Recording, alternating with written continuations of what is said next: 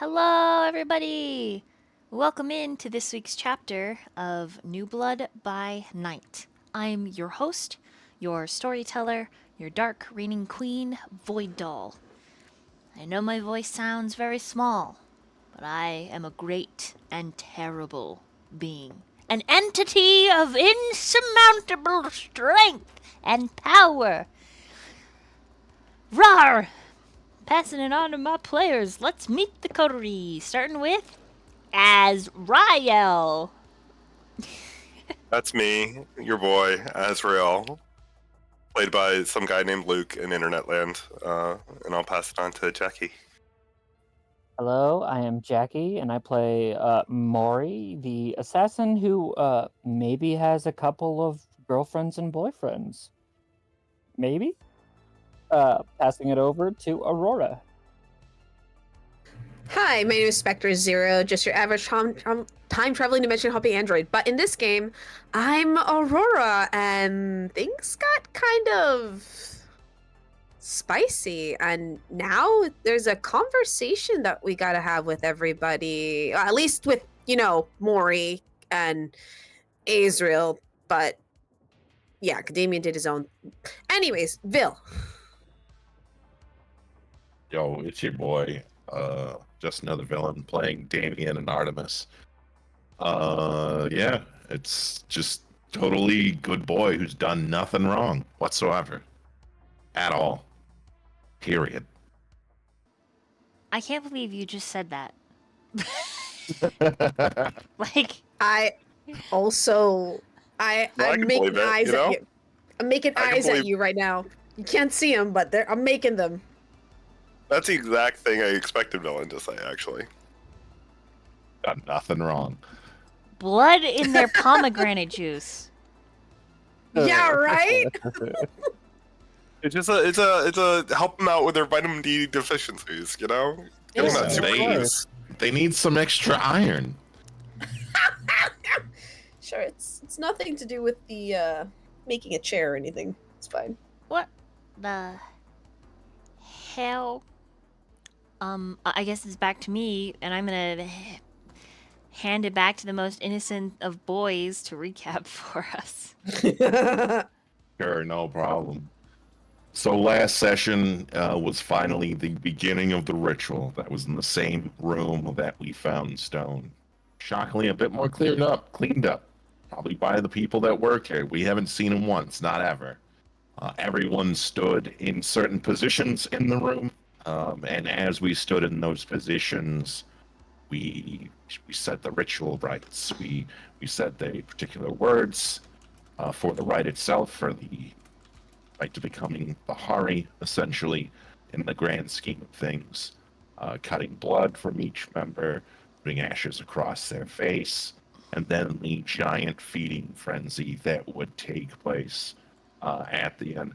One thing of note was that Robbie saw his father-in-law in the wall as like this flower creature-like thing, taunting him, insulting him, saying he was a failure, that everything he's going to do is going to result to nothing. It's going to blow up in his face. Or he had a nice little reaction where she said, "Fuck you, you don't know him." Didn't know him. Then he eventually faded away as the ritual continued on, but that's probably the last we will not see of him. As the ritual continued on, there are lights going out, lights flickering, an entity coming and going as the ritual went on. And once we concluded, the conclusion being this fury frenzy of like bloodlust where everyone bit each other, and then the orgy ensued with the entire coterie. It was a great time. Everyone had a wonderful time. Then once we finally emerged, we found Robbie, who was just hanging out with Peggy. Hanson went to go get some pizza with Zero, who was very upset. We all essentially decided to go our separate ways.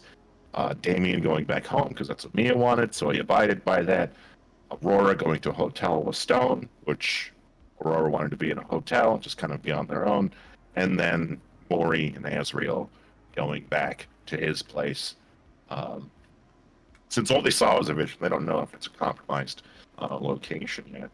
there was an exchange between Mori and Azriel, essentially about how the relationship kind of work in a kind of poly-esque fashion, kind of setting up boundaries in a sense, and it ended up in a very, very positive way, in a way that was very comfortable for the both of them. So there was a mutual understanding. Aurora and Stone had a conversation about how he feels like an actual person. She's around, how he feels that when she's around, he feels like an individual, not a creature or something to be used in this world that we live in. But he was also trying to convey that something was being lost as well. And it was kind of his final cry to Aurora to say, like, this is me going away. And if you want me to stay, you have to do something. Aurora just accepted that part of him was going to go away, and whatever else was there, she would continue to embrace him as an individual, more or less, not wanting to discard or, that pre-built relationship that she already has established with Stone. And they retired to their hotel after saying goodnight to Azriel and Mori. With Damien, he is apparently a slut, according to Zero. He's a whore. He has ruined his good Christian name. Hanson came back. He gave the pizza to Peggy. There was a beratement of what happened with Damien and everyone inside there. And essentially him just like shaking, going the whole time. And then Robbie realized, like, am I supposed to be talking to him? And he kind of had that head turn of like, understand me, Robbie? Can you? And they became the best of buds. Eventually, Damien ended up home. They went to the front door, and he saw one of his roommates. They exchanged for a bit. Kind of dismissed. He had to, shower and get her clothing. As Damien finally decided to pour blood into this pomegranate, like, juice of sorts, mixed it up, put it away, talked with everyone, finally laid down to bed with Mia. To bed as Hanson went to look up some warehouses to transfer their headquarters and base of operations, and Robbie and Zero continued to conspire corner until they went to bed. That's really it. If you want all the gory details, if you want every tidbit, every little bit, and trust me, there are little bits that I have in my notes that I didn't put in here, because you go watch the video. Yeah, you hit that like button, and you give it a little smooch, same with the sub button, and then you leave a comment. Who you love, who you hate, who you're indifferent about, who you want to do the horizontal monster mash with, whatever. Everything was excellent. Okay, we are gonna start not exactly where we left off, but the next evening. Can everyone please roll a rouse check? Looking at Aurora. Oh shit! Oh no, that's fine. Can I lose another aggravated health, please? You'd have to roll 3 rouse checks, but you can. Mm-hmm. Okay, I'm gonna roll 3, 2, 3. Okay, yay! I is very hungry. Oh no. I also need. It's good. I'm finally down to 2 though, guys. Woohoo! Is that better? Oh, Much that's better. so much better. Yeah. Groovy. Wow. You roll rose check for how much can you mend again? You can only do 1 aggravated per night, and that requires 3 rouse checks. Each rouse check should be able to heal you at least 1 superficial. It depends on your blood level. That's not so good. How many superficial could you heal in one night? I don't think there's a limit. Yeah, there's not a limit. I'm gonna try to heal off my superficial damages. The only limit in the the masquerade guide is with aggravated. Azriel might be still pretty beat up. He has 3 superficial, 2 aggravated damage. That's okay. At least he doesn't have mice in his veins chewing on his tendons. That's good. Yeah. That's what great, Damien yeah. has! Ah! I'm just kidding. Scared, so angry, just eats him alive. No. Oh my But a little more hungry. But we actually start tonight's session at Damien's. Yes. Damien, when you rise, you have a stain. You have lost a point of humanity that you are unaware of. And you feel more alive than you have your entire existence. There is a thrumming in your veins, a power circulating and coursing through the very fabric of your makeup. Something great has changed. You specifically feel a great pull, a tug on the recesses of your reality, a voice telling you to come hither. Come hither. Come hither. In the bleary edges of reconstitution,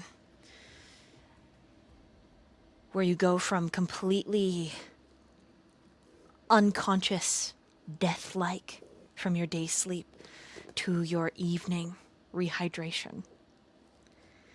In those bleary edges of what a kindred, I suppose, could call waking from slumber, you have a brief vision, a place of sands, starlight, a wasteland made barren but beautiful in its death. In the crevices of these dune-like pyramids, life has worked its way into the crevices. And somehow you know you are meant to lord over it all. With your little knowledge, Damien, you have a brief wondering if this is Egypt shown on a National Geographic commercial. It feels ancient. It feels as if you are panning over this dark landscape, and there's some voices. They sound garbled at first, and they slowly constitute much like you yourself. As you begin to become aware of your reality, back in your room, your computer's beeping softly, you lose the vision. So I'm going to need you to roll a wits and awareness if you would like to attempt to try to cling to the vision, to perhaps hear what these two individuals are speaking here in this land of bright sand. So for this, I'm going to rouse the blood. Okay. Succeed that. Prior to this roll, I was wondering if, due to still like wanting to, due to pressing Artemis, especially the last session, if I could recover a mental willpower of aggravated, yes or no?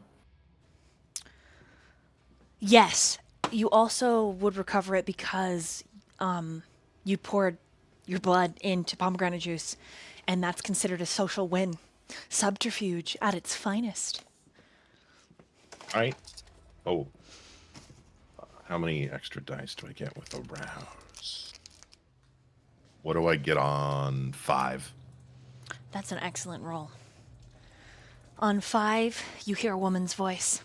It says, I do not wish to mince words, Set. I have made my commandment, and my children will follow. Of course. But are you not worried that they will listen to Cain before they listen to you? All roads, silly Set, lead back to the womb. The umbilical cord gives life, gives vitality. I am the fountain of which all will suckle. And what care I whom they worship? My sweet Set. And then your eyes blink open, and Robbie is staring at you. And on top of Robbie's head is 0. And instinctually, with a 5, you realize that ritual, Robbie hasn't lost a single point of humanity.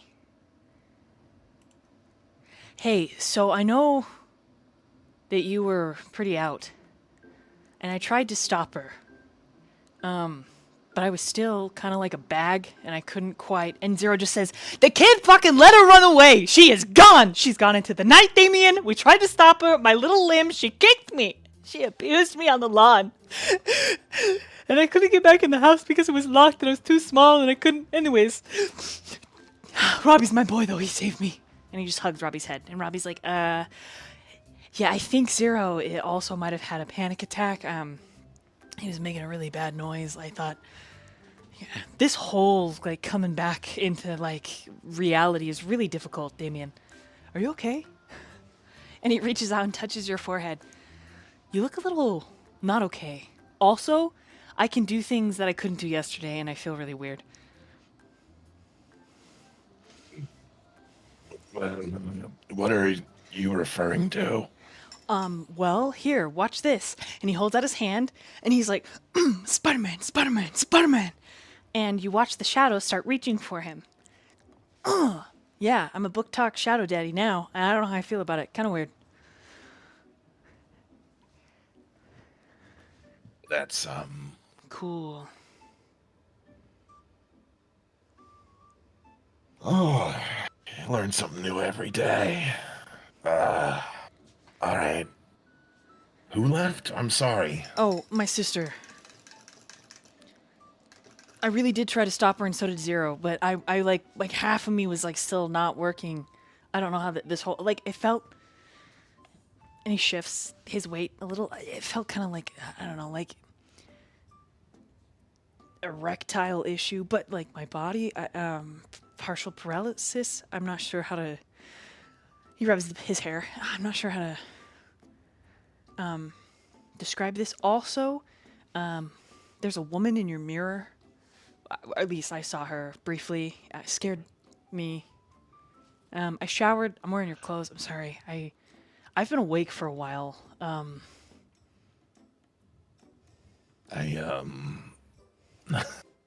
course, you've been awake for a while. A woman in the mirror. Look, I have many questions. First off, did she seem upset or angry or? He starts to blush. Like his blood rouses and he just turns pink. No, I wouldn't say she was upset.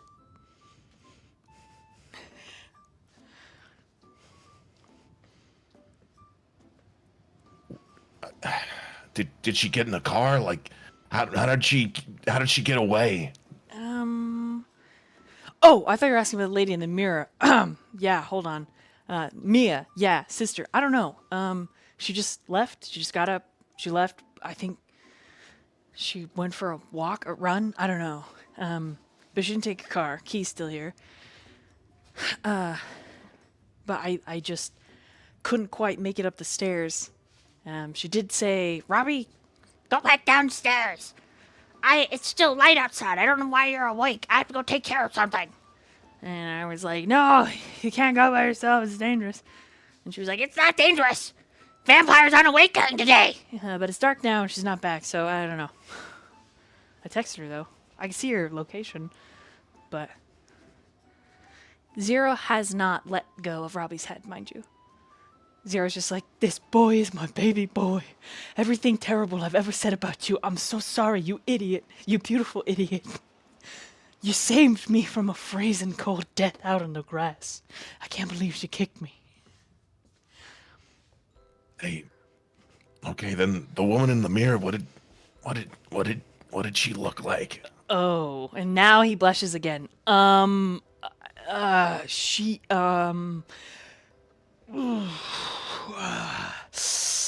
Damien, and he winces. She was naked?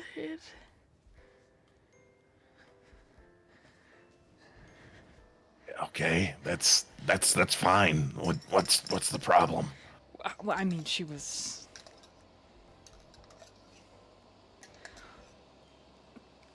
It's not a TV in your mirror, right?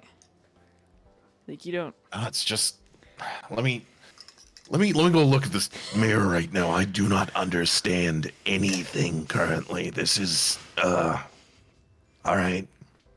And he gets up to, look in the mirror. Okay, as you align yourself, you get vertical.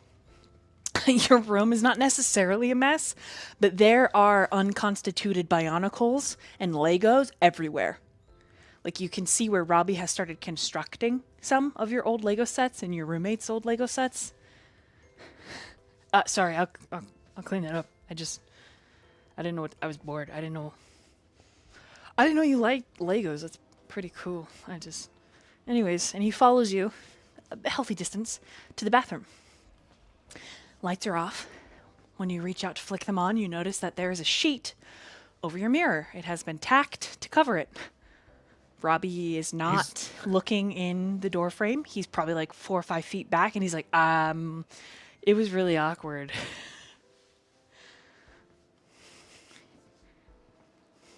It's fine. Like, quite literally, it's fine. And he's just gonna, like, he's not gonna be like, he's just gonna rip the thing off, the whatever's covering it. He doesn't care about the text or anything.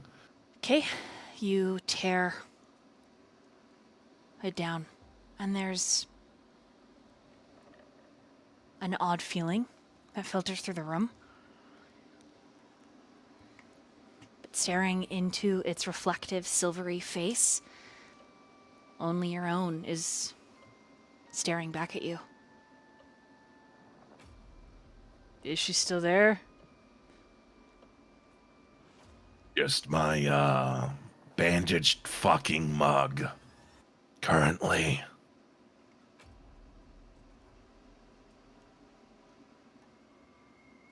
I don't see anything, pal, but I'm not invalidating what you saw, so I'm more than certain that you saw something. So don't worry about it too much. Did she have like dark hair, certain facial features, body structure? I'm gonna be really honest. She was pretty spread eagle. I was not looking at her face. That's fair. Zero's like, she was like a blonde, I think. She had like a lot of long white blonde hair. I don't know what the kid he was salivating, but he saved me, so I can't be too upset with him. Did you hear that scream, Damien? I thought in the distance I might have heard something. I think I heard it too, bud. Blonde hair. I could tell you she didn't have any hair in some spots. She was and he's You think it's helping him speak because you're in the bathroom by the mirror and he's like outside in the hallway. As he explained, she was like doing some things by herself, and she was back. She had really nice hands. She's beckoning me, but like she said my name, like she knew who I was.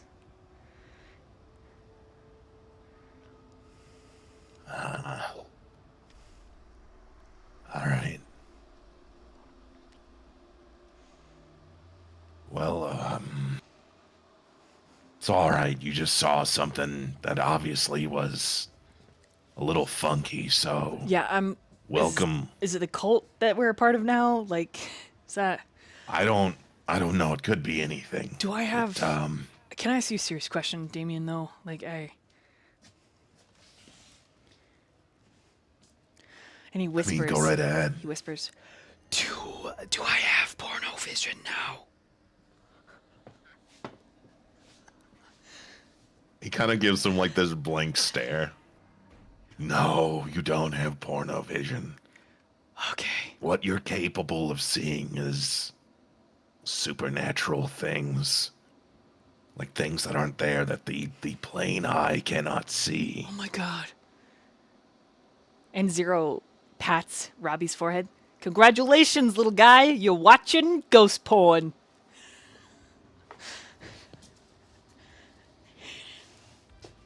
And Robbie's just looking at the carpet like, oh god, as that sort of sinks in. He's thinking what Zero is saying, even though he cannot speak to Zero.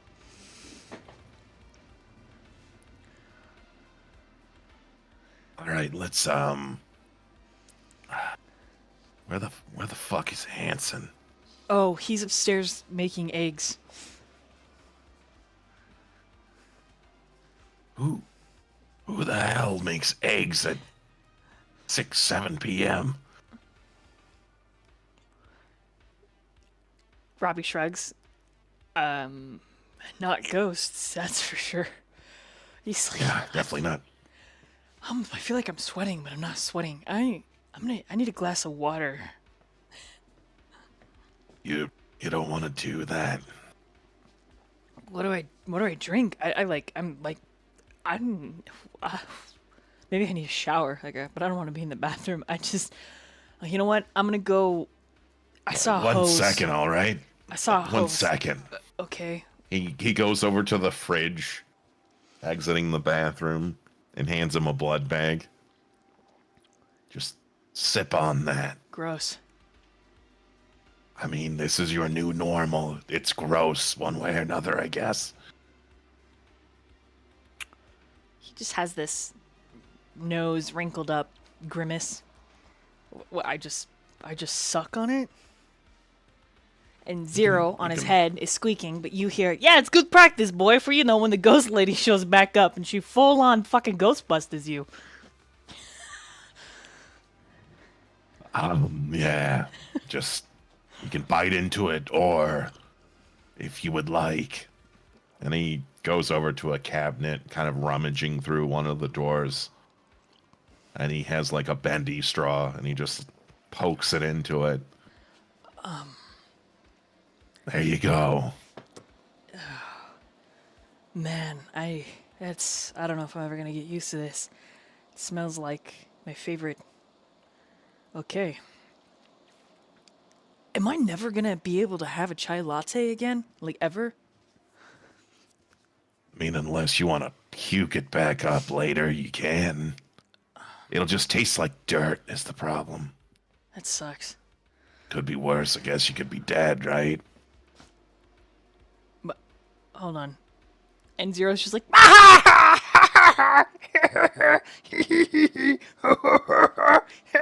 that's a good Everything- joke. You both are fucking dead. Two corpses, my best friends. Thanks, pal. I don't think I want to know what the hamster's saying. I am not a fucking hamster. All right. Well, let's actually, if you come upstairs, put that in like your jacket coat, because the last thing people need to see is you sipping from a blood bag. It's a little strange. Oh, they sell candied these at the Topic Hot place. Do they? Yeah. Then just bring it up. Fuck it. I'll just say it's candy and I won't share with anybody. But it's okay. And he like kind of sips it a little. Oh no. He just stares at the bag. He's got it cupped. And he's just muttering, oh no, I like this. Oh, gross. And then he starts sucking on it some more. Do you feel different when you woke up? No, I mean, it was a little uncomfortable to wake up, but it was like normal. Like, my body, when you're a guy, it was all, hey. And then the lady in the bathroom did not help. Oh, I feel the most alive I've ever felt, but I feel like something's just gone. And I can't put my finger on it. Oh, I don't feel that way. Something gone? I mean, beyond like my school, my friends, my girlfriend, my dreams of becoming a dentist, I'm great. You can, hey, listen, you can open your own practice, that being a nighttime dentist. You know how many people that work night shift would love you? Yeah, but aren't I gonna look this age forever? Just gonna have to move places after like 40 years or something. Oh my god. Great. You know what also kills me? I'm gonna have baby fat face forever. And Zero's like, it's not that bad. There's plenty of women who like baby face little boys. Wait, that makes it sound kind of pedophilic. Never mind, Robbie. You are not allowed to be anybody's kink. That's terrible. Celibate for the rest of your life. I don't know what the hamster's saying. I'm not a fucking hamster! But I feel He's like saying he that. communicates. I don't know. Yeah, he talks quite a bit. Isn't that right, hamster boy? I am not a fucking hamster. Say it again, and I'm gonna eat your tongue out of your mouth while you're sleeping. It'll just grow back. I don't care. It'll be inconvenient for a little while at least. I will feed it to the rats. All right. Let's go upstairs and see Hanson. I then am a we'll- noodle. I am a fuzzy baby noodle boy, and you treat me right, Damien. Don't I treat you right to begin I with? am a handsome, bobensome boy. Wow, he sounds really pissed. He's in a mood right now. He feels disrespected on like 7 different levels. I am not a hamster! How dare you! You know what? I actually think, could I get a hamster? I think they might be really good friends. No! How dare you! I am the only fuzzy baby handsome bobensome boy in this fucking house. If you get a hamster, I'm gonna kill it. I swear to God, I will be a murderer. And Robbie just picks him up and puts him down as he heads upstairs with you. And his voice fades. He's like, don't you come back here! These fucking stairs! Come back! Come back here! How dare you leave me? I'm not a fucking hamster! I swear to God, you get me a subway!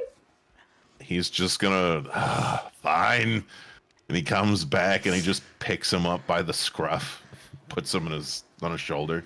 He just kind of hangs limp, his little tiny paws, like on his belly, gazing at you with his beady eyes. Sometimes you hurt my feelings. You know it's always in fun. Come on. I need $500. Okay, done. No problem. Fine, I'll accept that for my emotional damages. You want $500 in snacks or actual money? I'll take it on the Venmo. Yeah, not a problem. Perfect. Okay, we can't leave Hanson unattended. Let's. Robbie's Go already on. like at the top of the stairs. Okay, you get upstairs. The front door, you hear the front door open. And before she appears, you sense her. But Mia is back. The sound of plastic bags. And the rough crinkle of paper ones. And she sets several what looks to be like groceries down on the counter.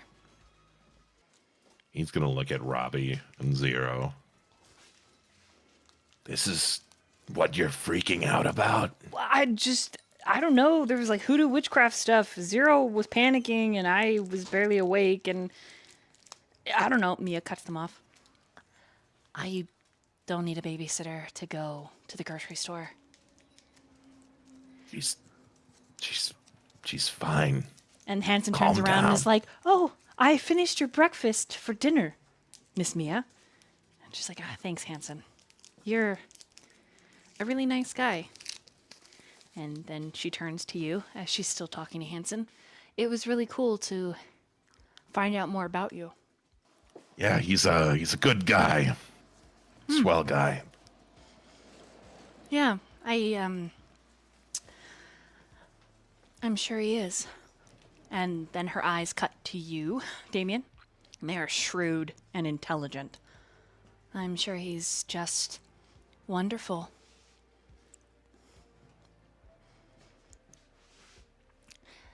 How was your day, So what'd Rest? you get at it was fine. Not bad at all. Usual, you know. You conk out for a few hours and you wake again. You talked in your sleep.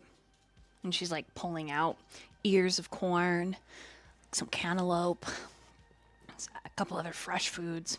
Robbie like is sitting with his blood pack and he's like, "Man, I love cantaloupe."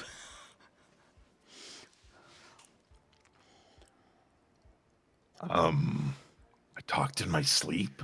I never do that. I didn't know corpses could. And Hanson just turns, like covers his mouth like he's scandalized when she says that. She's like, "There's nobody else home.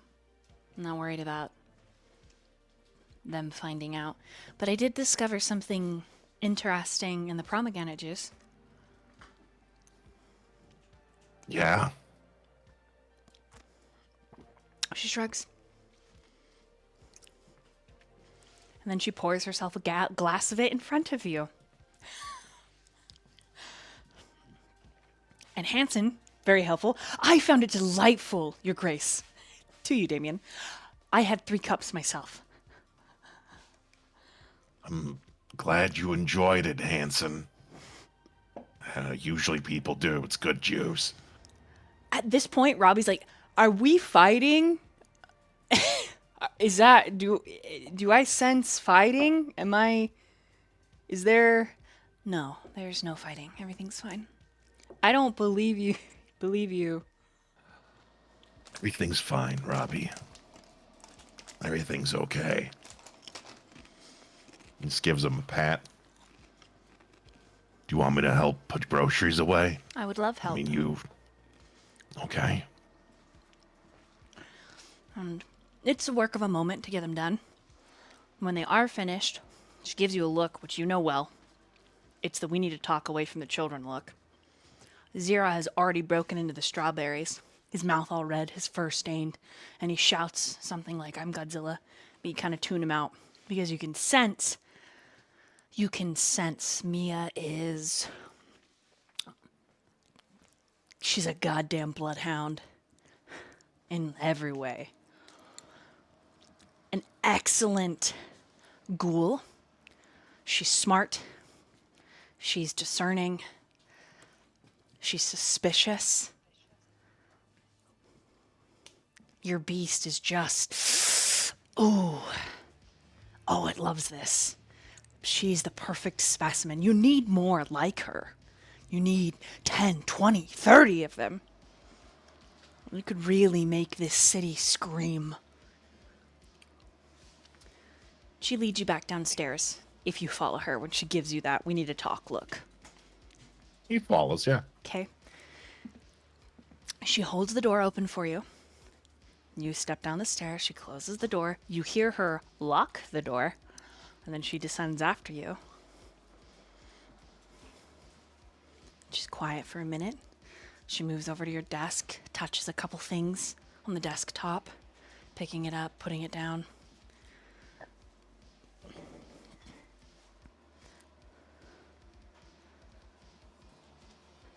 I want to ask what you're planning, Damien, but I'm not sure.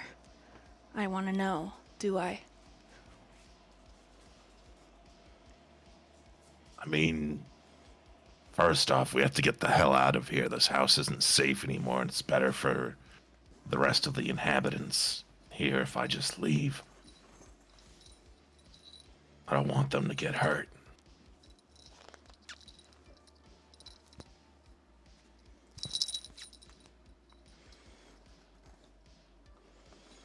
And we have to take down whoever these mercy assholes are, so I've already pledged to doing that. I gotta know where I've come from. Because I get no answers. Anytime I ask a question, I get nothing. A year of being strung along by someone who I trusted and shouldn't have trusted.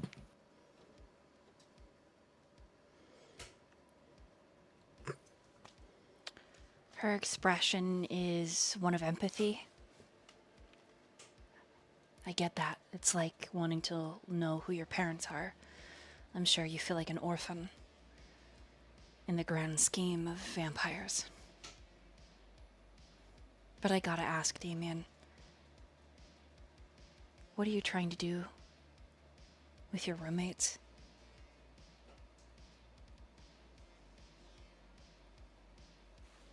Not sure yet. I'm wrestling with a decision. I don't know if it's even good or bad anymore.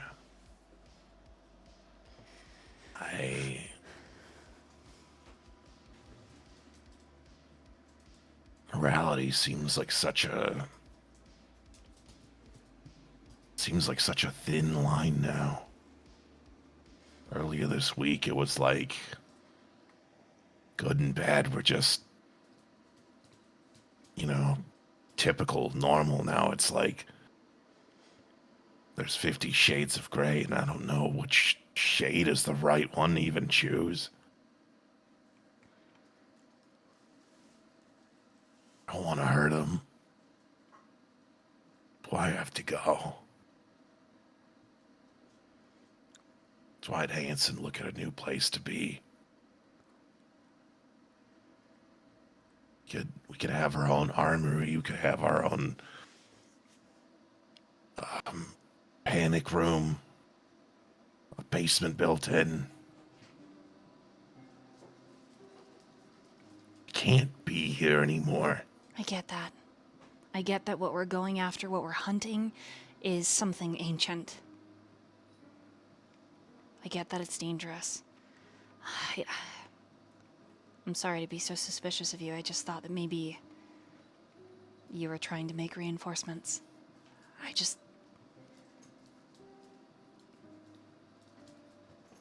don't approve of anyone being in this hunt without their explicit consent.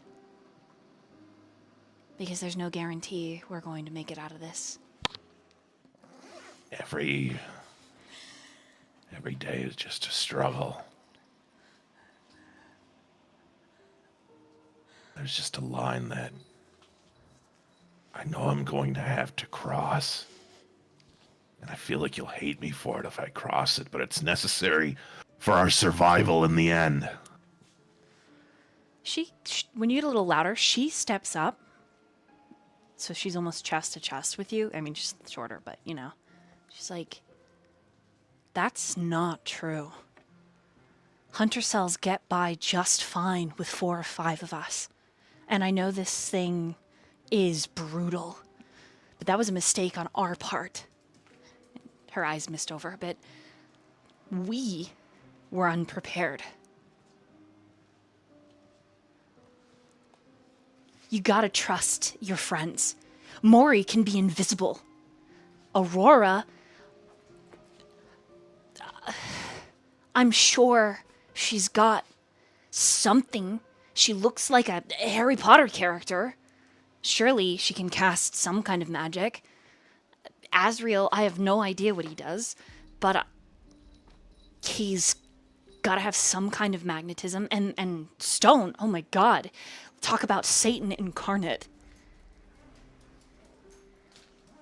What's necessary for our survival, Damien, isn't bringing innocent people into our war. It's protecting them. And she takes your hand. And she's looking from eye to eye, her pale gaze scanning yours for any lingering humanity. And there's a part of you that whispers, tabula rasa.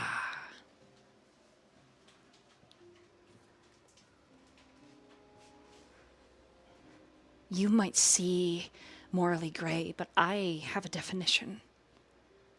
Trust that. Trust me.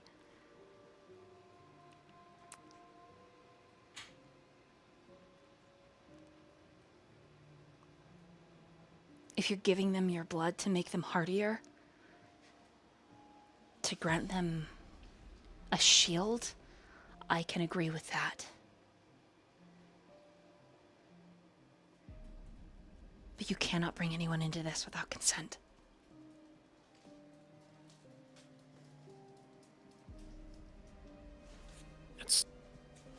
It's the only thing I can currently offer is a shield at best. But being here is a painted target. You might as well just slather the whole town in red and say, "Look, it's me."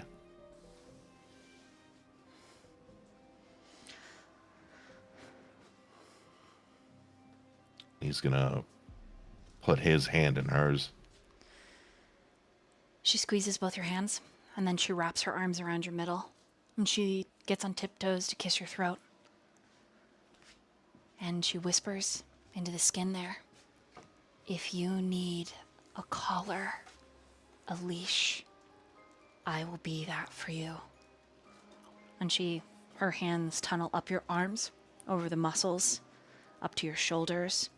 She grasps behind your head and pulls you down so she can be flat-footed and you're face to face.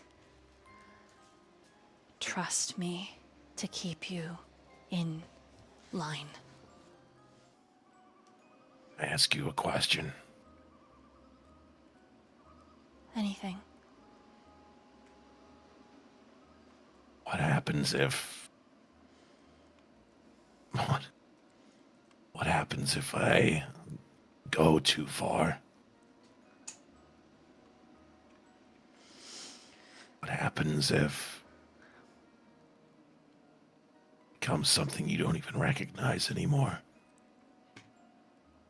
She takes a shuddering breath. You have to know. And this is not permission for you to do anything crazy. And she kisses one side of your face. And then her lips hover just milliseconds from yours, but she doesn't quite touch them. She kisses the other side of your face. There is a part of me that will love you no matter what you do. There is a part of me, and she moves to your forehead, that will fall in love with you over and over and over again. She kisses your nose. You are my starry night sky, Damien. You are mine. She kisses one eye, and then the other. Your lids softly close. You feel her soft lips.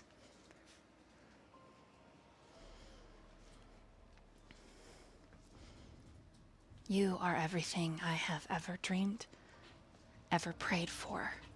And I'm sorry that this happened to you, and I'm sorry that I couldn't stop it. And finally, she moves back so she's an inch from your face, speaking kind of against your mouth. If you do something that is unforgivable, it will be my hand that punishes you. It will be my hand. And she starts to cry. I will die, Damien. But I will be the one to put you down. Do you understand? And she kisses you. And you can taste the salt of her tears.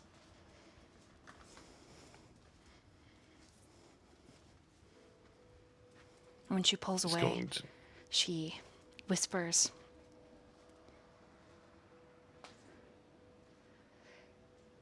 I do not see you as a monster. But every hunter in this city would. And so I'm telling you right now that you are my monster. And I will take care of you. It's gonna trying to wipe her tears away. Even a starry sky can turn into a starless, dark despair.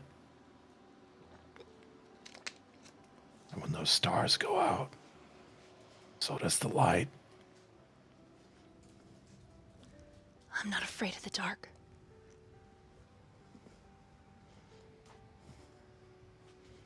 It's where I woke up. 6 feet under in the ground, surrounded in darkness. Surrounded by what I was informed after several other bodies. And I was the one that survived.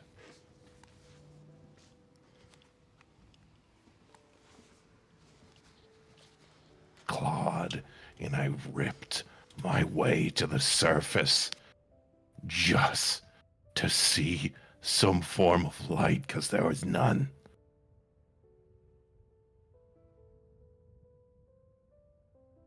Were you scared? When I got a little bit, I won't lie. Scared for you and Robbie and Hanson. Everyone in this house. But I have to know. Not knowing is going to drive me insane. And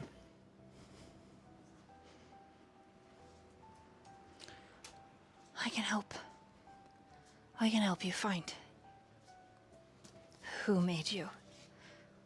That's what you're looking for, right? I have to go back to the caves to find out. Is that why you woke up? No. I woke up in her territory. Has Damien told Mia about Artemis?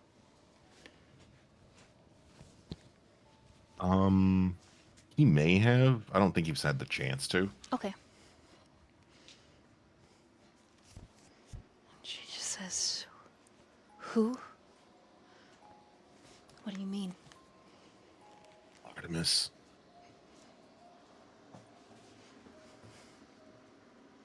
That whole forest area was her territory. If you would like to have Damien explain, we can. You can say that he explains, or you can roleplay it out. Totally up to you. When I crawled out of that hole, it was her who I saw. For 6 to 8 months when you were frivolously looking, that's where I was.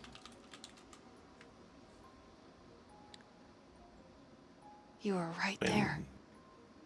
And I missed you. She had the power to make that happen. How?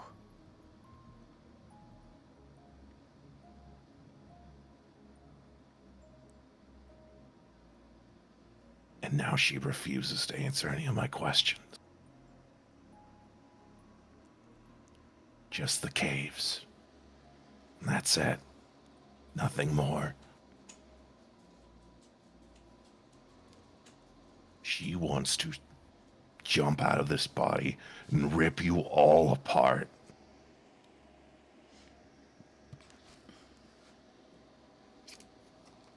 She's a part of me now.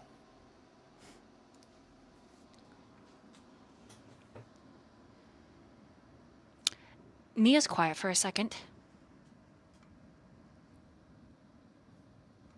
Like another part of you. Like she can see me. Yeah. Roll a dexterity and brawl, please. Dexterity and brawl? Mm-hmm.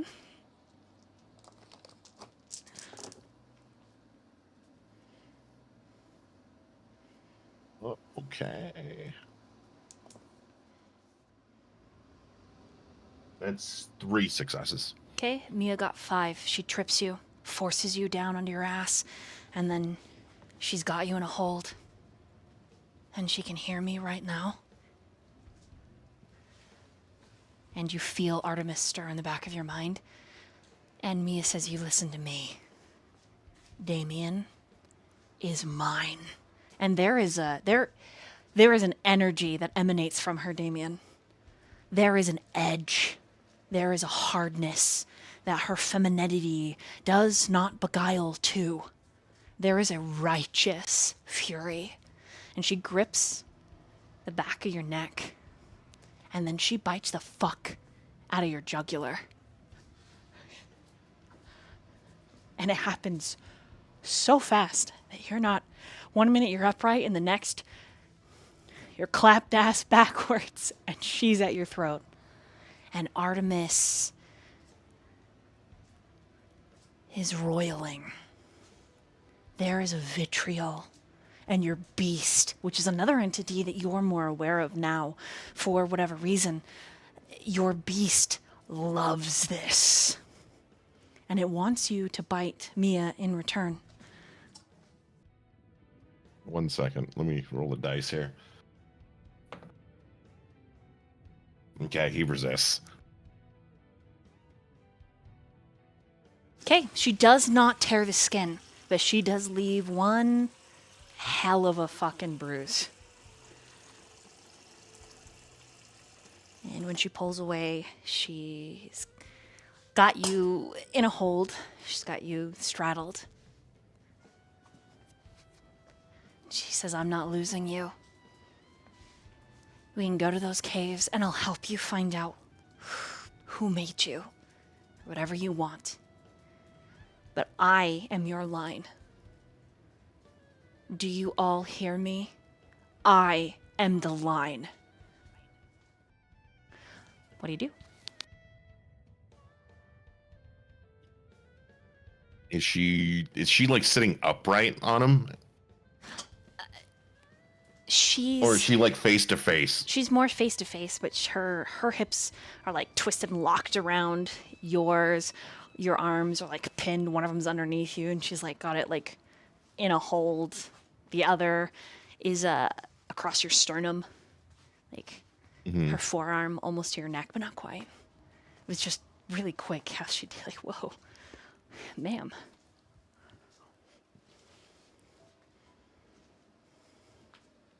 He's going to move in to kiss her, but there's just tears of red running down his eyes.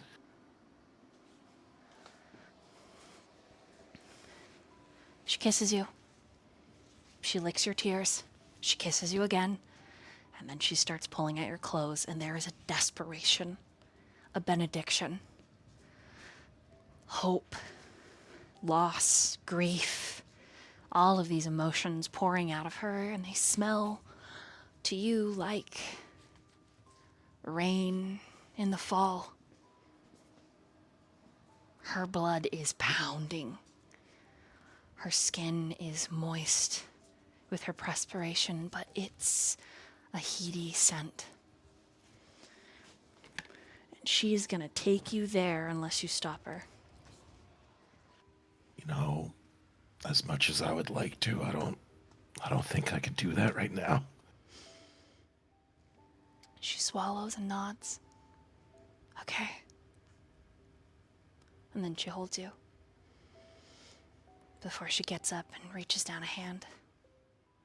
Take your hand. She helps you up. I don't know how it all works for you.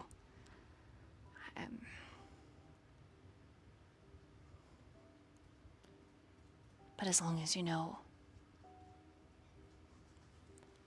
that I want you, Damien. In more than just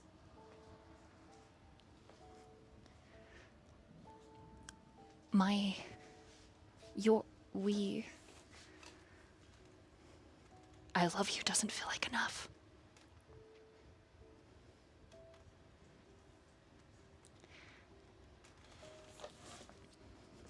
He's gonna put a hand on her cheek, just kind of running his thumb along the side.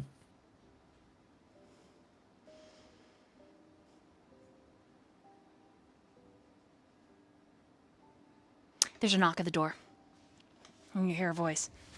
Mia, your dinner is getting cold. The door's locked? I knew there was fighting. I'm really sorry if it's about me. It was an accident.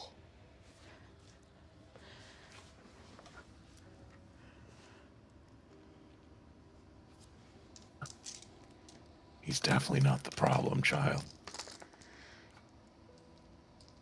Robbie's an angel.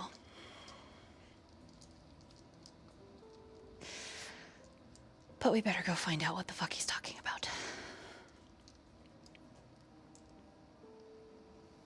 Once you're done eating, we'll go see Isabel and grab my package, and I guess we'll find out what's in those fucking caves.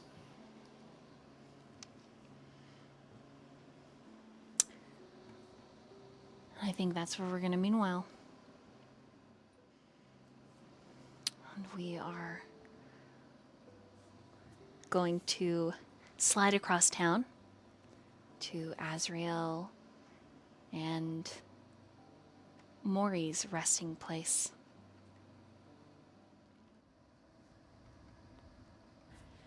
Both of you have lost a point of humanity. And you have incurred one stain.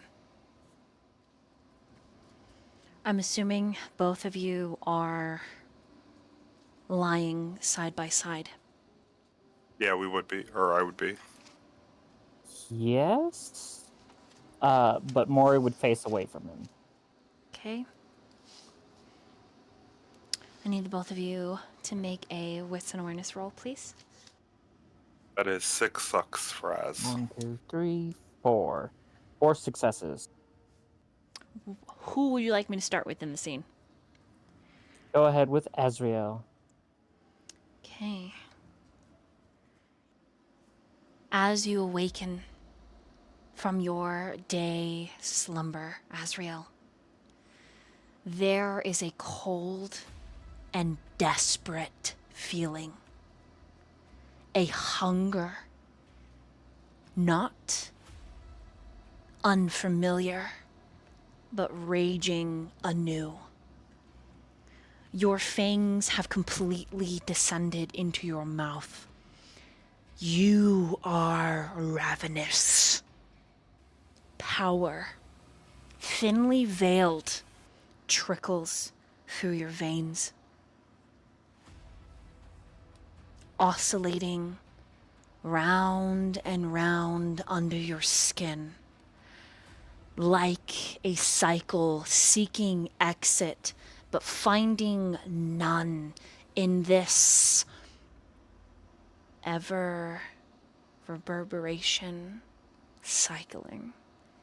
It presses at your fingertips, seeking succor, finding a barrier, and you can feel it like a living thing under your flesh. The world feels cold. And as your eyes are fluttering open, there's something something standing at the edge of your vision, but it isn't in your room. It feels like some astral projection made manifest in reality, not physicality. It is odd. It is terrifying. It is power. And you are desperate to find it. With your 6, you hear only one sentence. The sentence is not first in English, but you find that your mind translates the language, and you understand. Oblivion walks with you. And you sit up. Mori has not quite stirred, Azriel. For some reason, your mind is a swirling pit of memories. Sermons that you've taught, that you've attended, individuals that you've met, church functions that you've helped make a reality, feelings like hope. Ephemeral as it is an iron hold around your heart. God wrote the world. And you wonder, is your destiny pre-written? You feel in this moment, Azriel, a fallen angel, lost, calculated. But you consented, you made these choices, but the panic that overtakes you, that seizes your heart, oblivion walks with you. What is that? Is that the devil? Certainly not. Never before has the serpent been called such a thing, but there is a pounding in your skull, a vigilant desire. You want this power. You want it more than you want anything. And it frightens you. You try to look to Mori, to compartmentalize these feelings, to put her on pedestal higher than this urge. But the lustful sin, seeking, wicked, natural gain far supersedes what you consider love. The astral projection in your room reaches out a shadowy hand, and the door to your room clicks open, and you have a feeling like a pressure at the bottom of your spine, urging you forward. A welcome, please. Step away from your love and into your destiny. Though, with your 6, at this point in your thoughts, this has nothing to do with God or the devil. This is not your destiny manifested in a walkway before you, a bridge between worlds. This is a divine defining choice, Azriel, fallen seraphim. You feel you feel as if to make that sentence must needs be true, then you must make the choice. And you must step through the portal, though it be your own home. The decision is yours. What do you do? I need the power to protect those I care about, so I'm going towards the calling. I'm stepping through the door. You get out of bed, and as you walk forward, the shadows gain a physicality, and they caress your flesh like hands, agape in awe and wonder. You justify. This is to protect my loved ones. But Mori is not here. As you pass through the precipice, the precipice, the archway, the astral projection steps into your body. The moment it possesses you, you weren't ever sure you were ever without it. It is you, this power. It is you. And your teacher, a Canaanite by the name of Seth, you know it clearly in your mind. You will know him by the color of his grace. The mystic made powerless.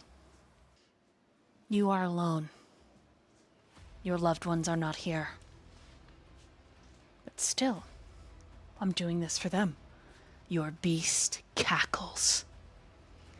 And you see it for the first time, walking through your living room, which is now cast in long, forgotten shadows. Entities that do not manifest in reality lurk and watch. Your beast is an human. It is hunger drawn into reality, a stain on the page of life, ink spilled across a white table, darkness overtaking light. I need you to roll a resist frenzy, please. What difficulty? Or, I've set one. Leave it how it Okay. is. Just roll. 4 sucks. Okay, that is more than enough to succeed. As the panic overtakes you, and you suddenly feel like you want to turn around, you feel like this path that you're walking, though you know that you're in your apartment, it feels very ancient, very old. It feels like there's a different reality underneath yours, a mirror world, if you will, something else that is beyond, pressing in. Your heart rate starts to kick, you rouse the blood, but you keep your composure. There is a path that is shown before you, and it is lit like a bioluminescent, like a dark violet light. Stepping stones across your living room that lead somewhere into the dark. You could still be in bed.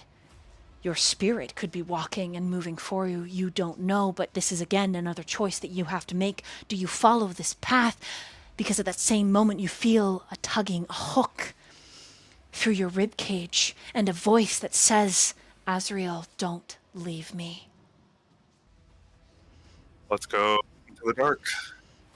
You follow the path. Yes. The hook remains embedded in your rib cage, but the line to whatever voice snaps. You gain another stain. Your path feels hours long. You feel, had you not succeeded your original frenzy, that you would be a crying mess. Your stomach is uncomfortable, soured. Roll a wits and insight. Okay, that's as good as I can do. 5 sucks with a crit. You pass somewhere ephemeral, following these stepping stones, until you're standing in a slow-flowing river, up to your knees. A fog billows up over the rushing waters, cast in great swirls, and it rises, billowing. All around you are trees, and in the trees, things watch. Someone steps up behind you, and the water comes up to your chest.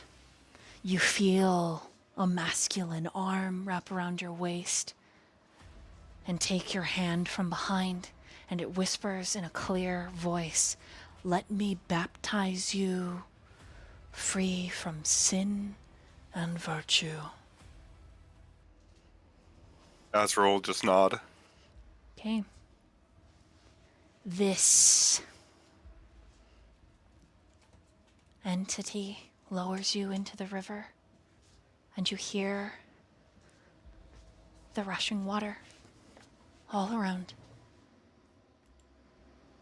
When you are pulled from the river, this person says, "My name is Seth, and I will teach you what you need to know." And then you wake up.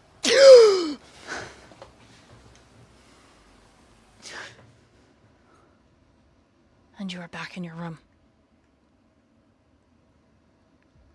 And outside it is thundering. And it is raining. On your forearm, there's a burning sensation, Azriel. We'll look to see what's causing it. Do you wear a shirt to bed? Do you have to roll up the No. sleeve? Definitely shirtless. Okay. It is a scar. And the scar is a falling angel. Wings torn. Thin and silver lines make up the bowed back. The longer you look at it, the faster it fades. Until it is only a remnant of stinging pain.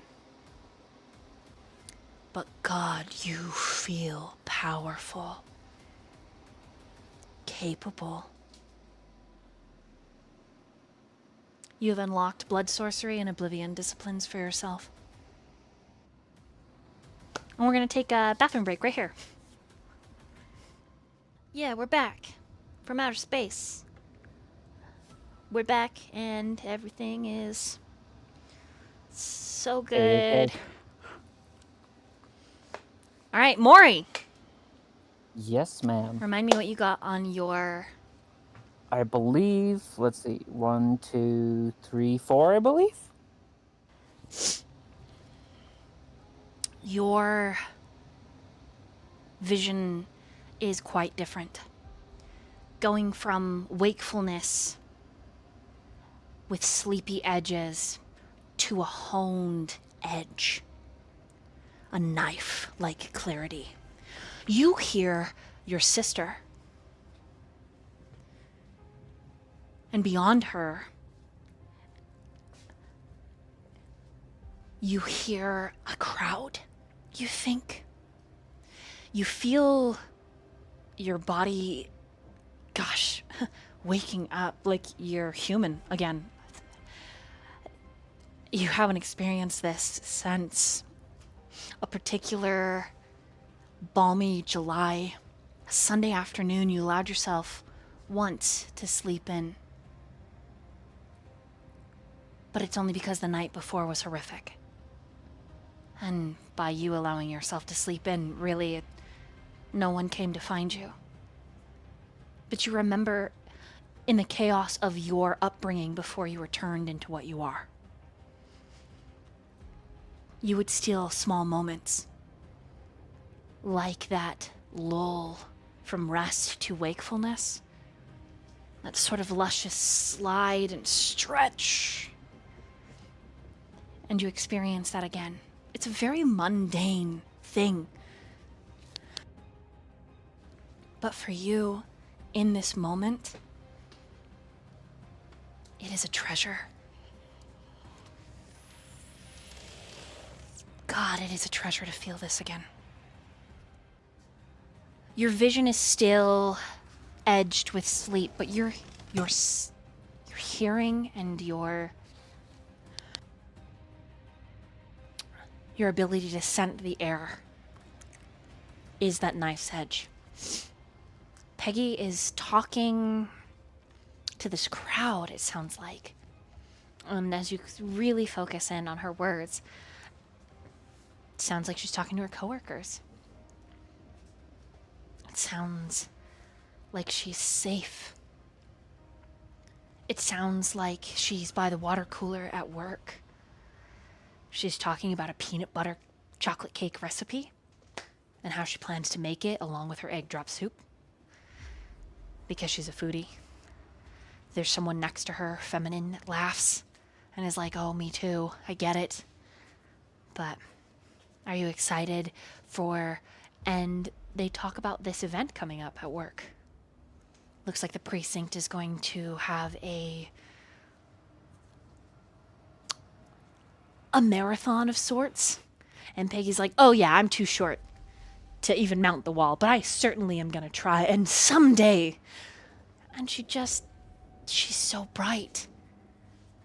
And you're fully in this moment, Mori, right? Even though your vision's blurry, because it's daylight in this sleepy, peaceful, sort of wakeful dream, when something taps on your shoulder. Tap, tap, tap.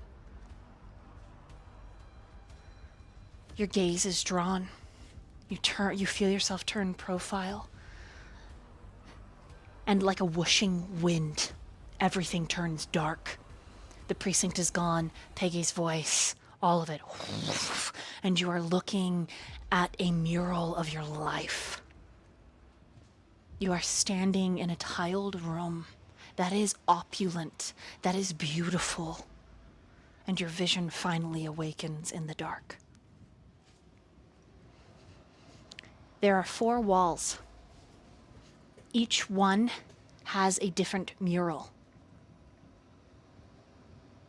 It is your choice, north, south, east, or west, which one you approach, if any.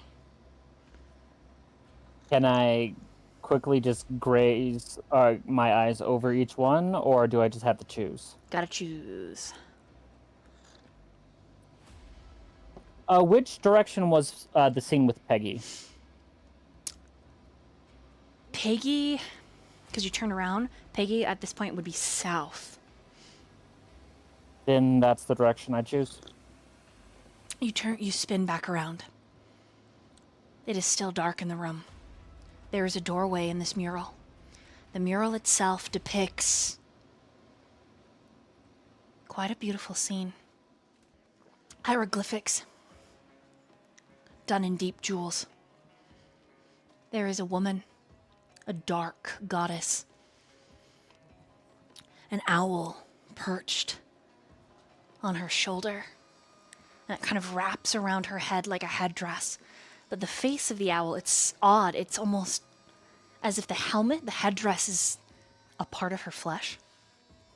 Serpents twist around her arms, raised in a calculated pose, palms up. Below her is a river. Beyond her, towards the western side of the mural, a pyramid, a ziggurat. Below the sapphires that make up the rolling waters, crocodiles. Below them, fish. And even still further below them, dark, tendrilled shapes. The mural is massive. Even straining to look all the way up, Mori, you can barely make out the top.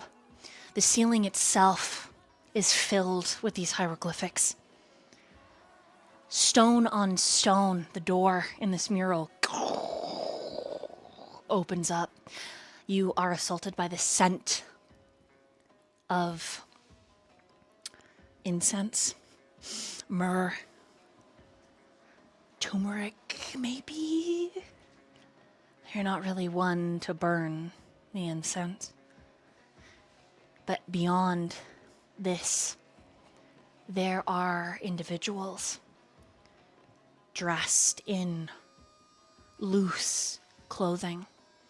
The fabric itself is light, but the color is dark. headdresses and face masks that dangle low. All of the figures are women, and all of them turn in time as if to welcome you through the door. The question is, do you step through?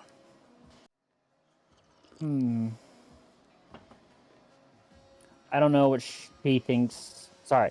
I know what she thinks awaits her is probably Peggy, so regardless of what the scene looks like, she does step through, yes. Okay.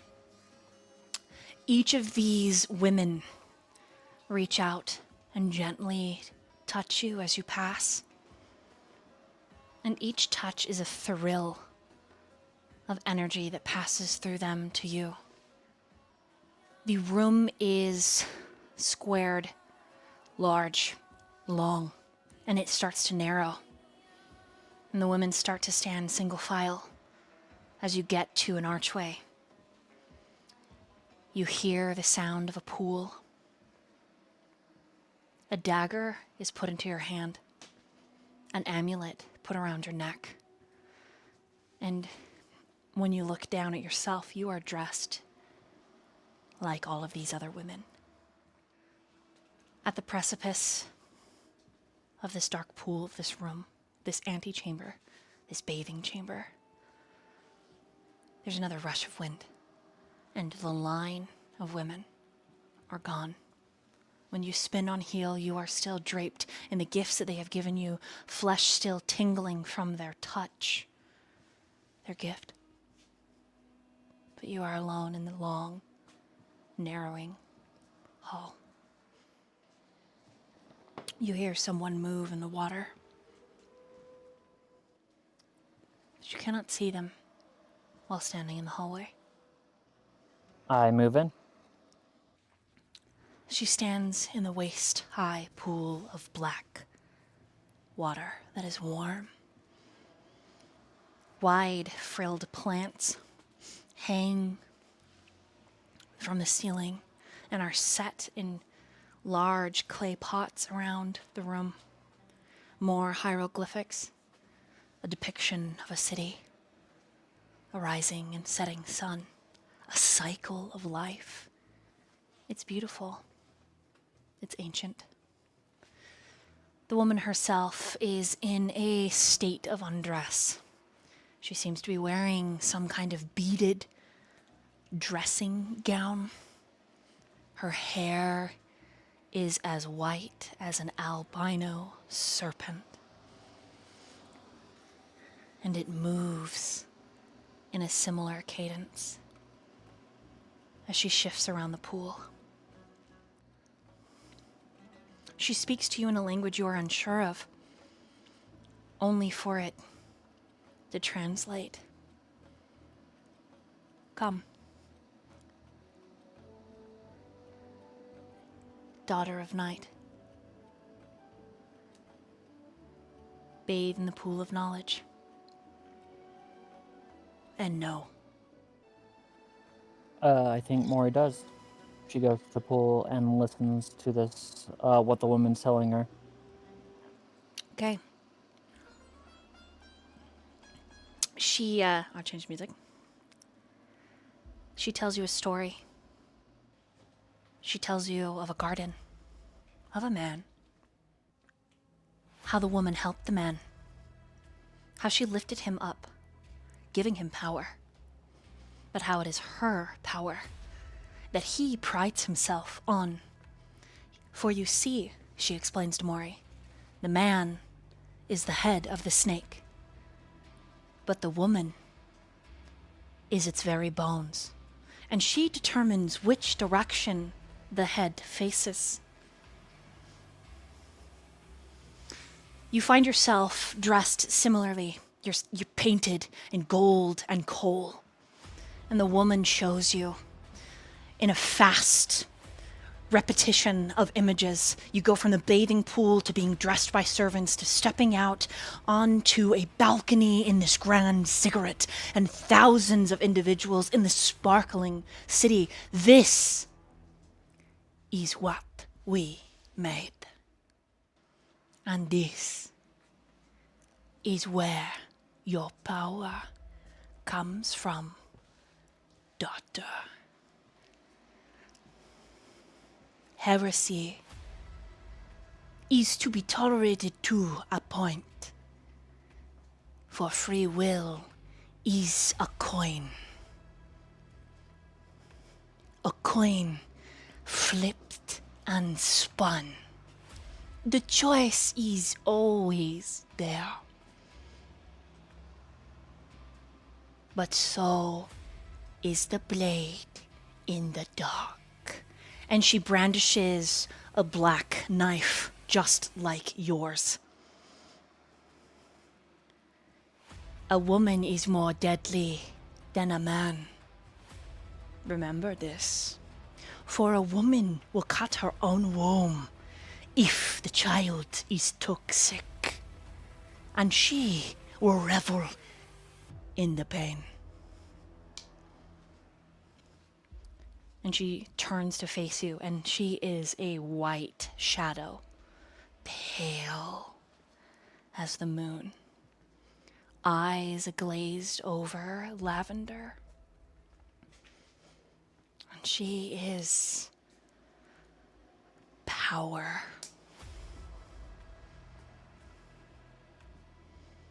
The metamorphosis is painful, but it is necessary.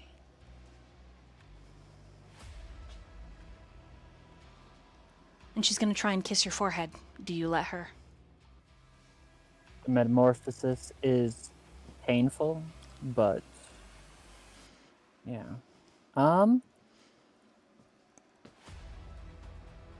Yeah, I think she does. Specifically thinking about Peggy and what she needs to do to protect her. Okay. As she kisses you,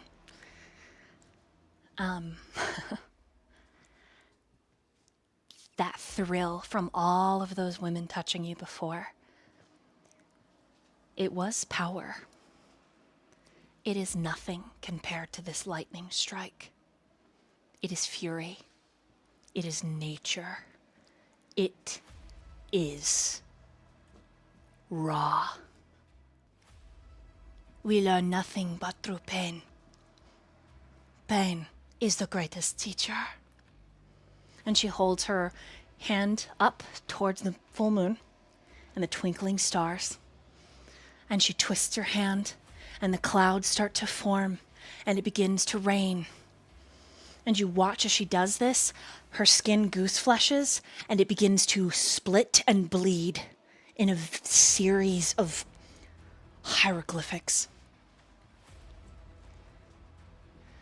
But you are not afraid of the price. You have already paid. And she caresses your jaw where it's split open. You wear it like a beautiful cast. And then she holds her arm aloft in the rain as it's bleeding down her white dressing gown, ruining the paint of her arm, dripping onto the ziggurats, tile below your feet. It is no longer sandstone, the ziggurat. It is a black obsidian, just as dark as her dagger. Drink and know you are not alone. He does. You become hyper aware of sin and virtue. Those that sin because free choice is a coin, Mori, you understand as you drink. They will make the choice again and again and again until the purse filled with their coins is cut and they are buried. And their free choice no longer hinders the lamb, which it is now your duty above all else to shelter. You are the blade in the dark. You are a daughter of night. Pain is your greatest teacher. And so pain you will use to teach. And when finally you are done, you feel your own skin goose flesh, an electrical charge there in the rain.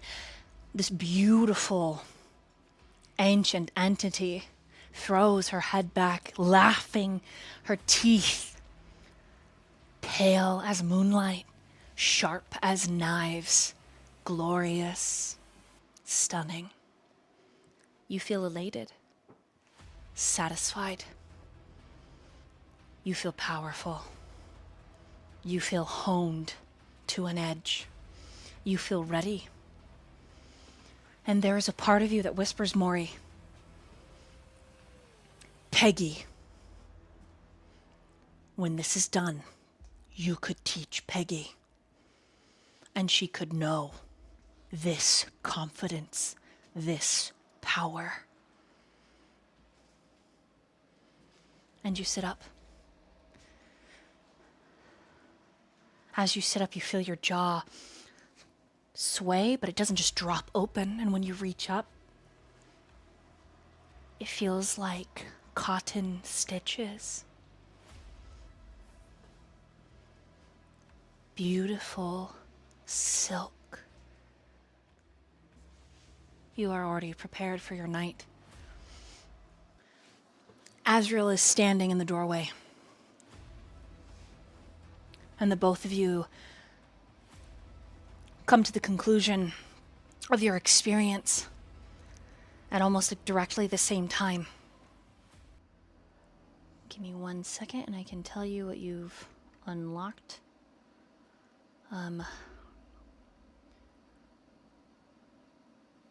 Actually, go ahead and roleplay. I'll type it at you.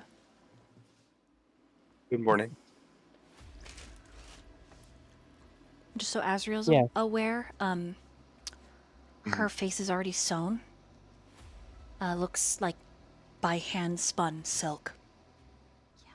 A good morning indeed. I don't know what you saw, but I feel much more confident. We got this. I agree. I feel stronger for the times to come. Don't worry, Azriel. Pain will be your teacher too.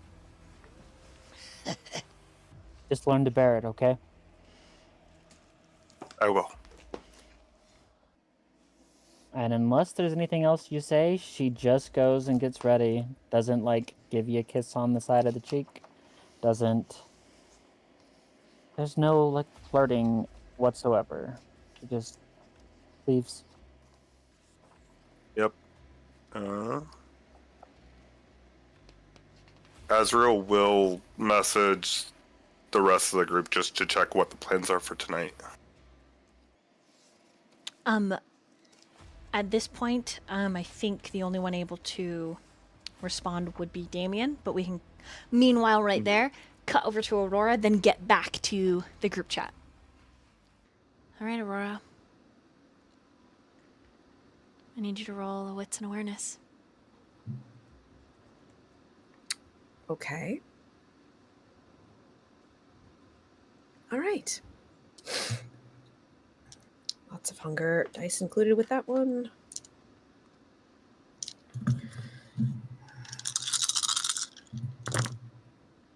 That is going to be a 3. Okay, let me make a roll. Did not roll very well. Whoops. All right, Aurora. Your break into consciousness is strange. It feels as if you have been projected into a reality that stands as a shadow to the one you were living in yesterday. A illusion. You are in the hotel room, but you are alone. You're aware that you're waking, that this is some kind of sleep tired-induced vision. At the hotel door, there is a knocking. I get up and look through trying to see who is at the door. You don't see anything.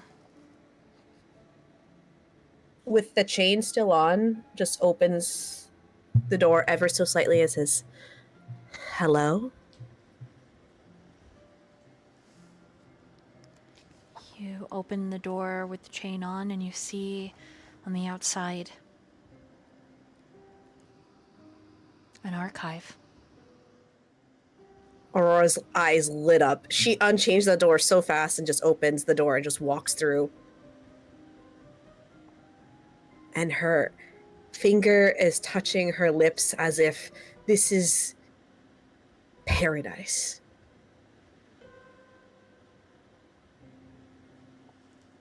And she goes to the first shelf and she grabs a book. And what does she see?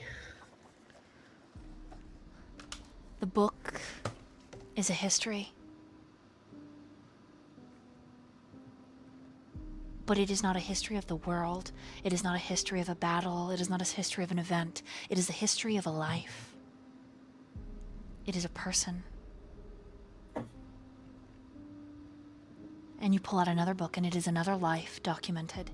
And each one that you pull down, another life and another life and another life. And there are hundreds, there are thousands of these. Maybe even millions. As far as the eye can see, there are archived, shelved books leading back in time. As you rush, you see scrolls bound in leather, and then even those shift. You recognize papyrus when you see it.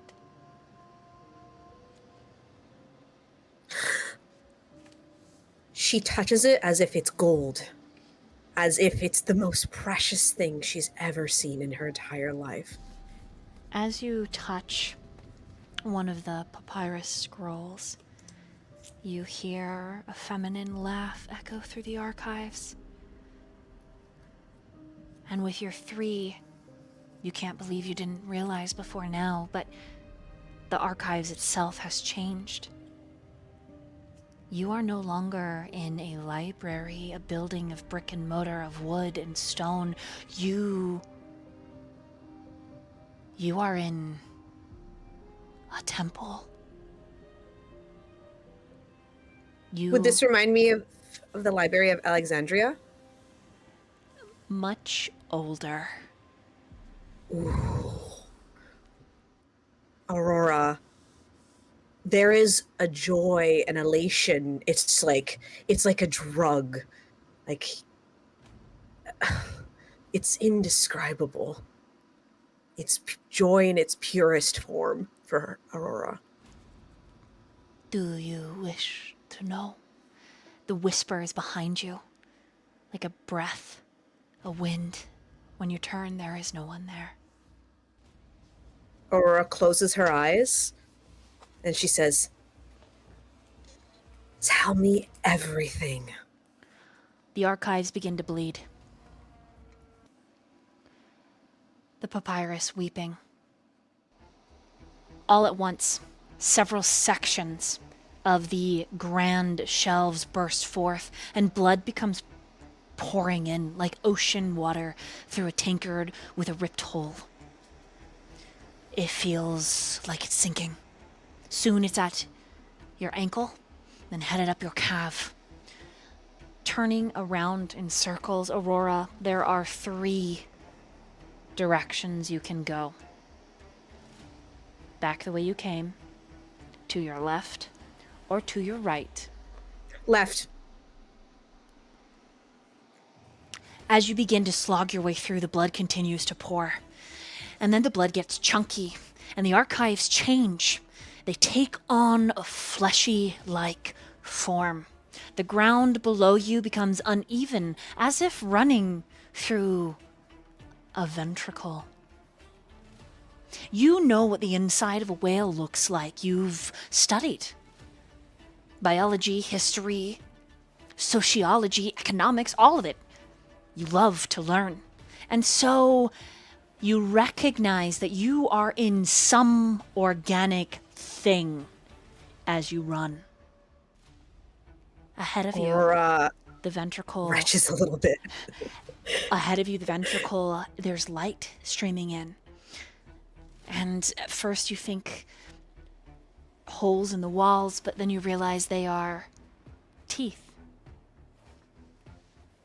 And the mouth is slowly opening its fanged maw. You have a choice to scramble faster or to go back the way you came. You feel back the way you came a cool wind, the smell of books and paper, but it would require you to descend back down the throat. What do you do? Is there light being shown or just darkness outside the mouth? It's bright outside the mouth, like some sort of floodlight. But when you glance back down the throat, you see the archives, pristine and untouched. Aurora is going to go back to the archives. But as she does so, she is going to extend her hands and kind of like with her hands just start ripping at the side of the throat. And as she says, I will go back for my books and then I will come out because these are mine. This knowledge is mine to have. Knowledge is power, and you shall not keep this buried. I will find my way out. And let this pain be a reminder of that. The throat laughs. A pressurized non-sound. And then you are swallowed. And in a rush of blood, you are swept back into the archive. And when you straighten, you are clean. But your clothes, you are in a red priest robe. Priest is the wrong term. A scholar. A monk. Some medieval scribe. And a voice. Guess it's best you come and learn then, isn't it? And you see Stone's back descending further into the archives. Almost out of sight. Definitely out of reach. I'll show you, Aurora. Will you finally tell me everything? You promised.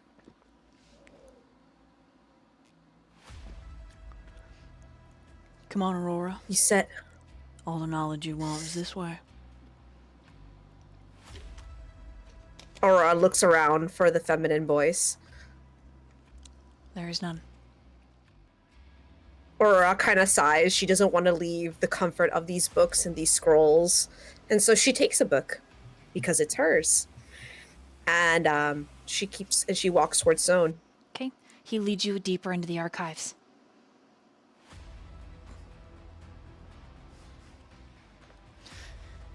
The ancient pressure here.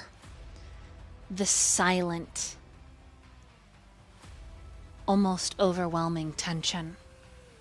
You keep hearing his voice as he guides you, and occasionally you pluck a book from the shelves. And there's a feeling. Roll a wits and insight. Okay, that is not my best, but I will do my best. Okay. Where was that roll when I had it? Okay, that's a 5. With a 5, you know that you are in the belly of the archives. In the bowels of this great, knowledgeable beast. It is dark here, but you have no problem seeing. And then the shelves of books abruptly end. The scrolls, the hieroglyphics, and in the center, just ahead of you, is a perfect circular mosaic. And standing in the center of this beautiful artwork is an individual. Lean, tall, indescribable. This entity is pale. This entity feels alien and also like home. The mosaic tiles are slick at their feet, and where their white robes fan out like a flower in bloom at their feet, around the tiles they are soaking up red. All of that blood. Seams between the mosaic are small fonts, tiny holes to absorb the blood, but the tiles themselves are still wet, still drying. You hear a slice. And the entity lifts a solid red blade, and their bleeding pale hand up over the top of their head and then down until they form a T with their body.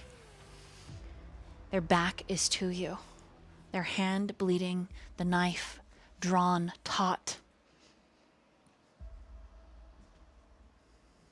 And they speak to you in a language you do not understand.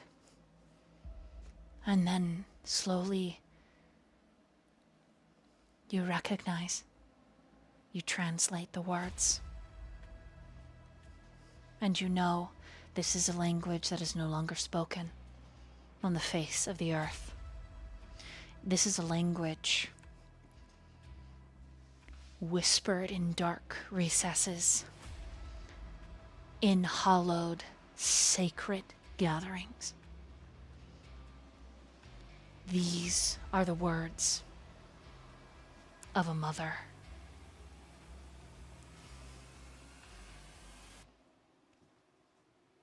Knowledge is in the blood. I have given you this. And though you are not, you are still child mine. Come and learn. And they slowly turn as if on a gear. It doesn't look like their body is moving at all. They're just twisting, causing that gown of theirs to twirl. It's quite beautiful with the red dipped dyed. And they hold aloft to you this beautiful entity, this graceful limb, their bleeding hand. And the way they're holding their fingers, it pools in the palm, and then it drips down the two fingers, the ring and the middle, and it drips. Come and know.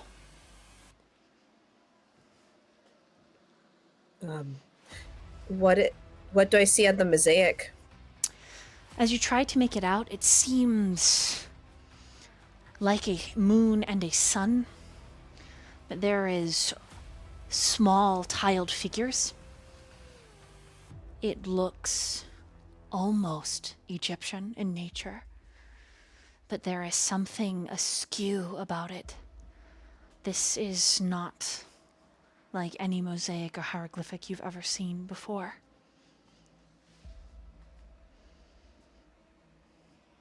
When I look at her, do I recognize her? She feels familiar, but you have never seen her before.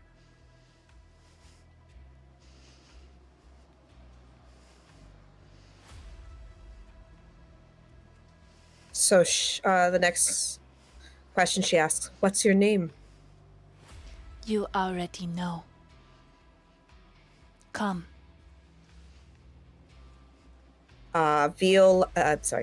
Aurora, wrong game. Aurora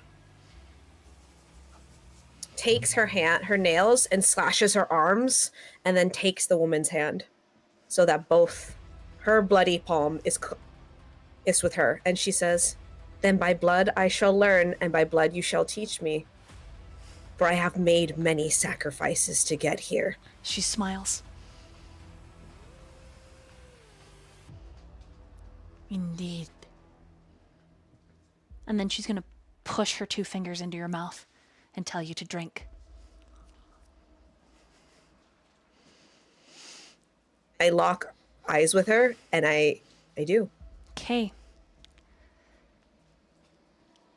Her blood burns you, but it is a rush.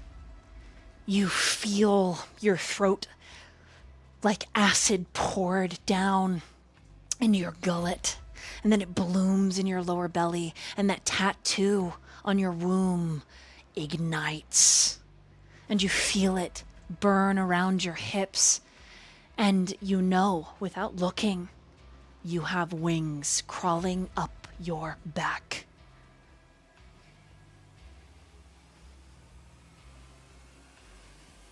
Through pain and sacrifice, you have learned.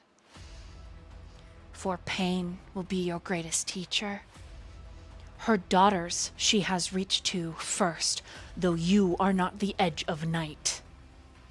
You shall hold the censer and the weight. The feather and the heart will be weighed.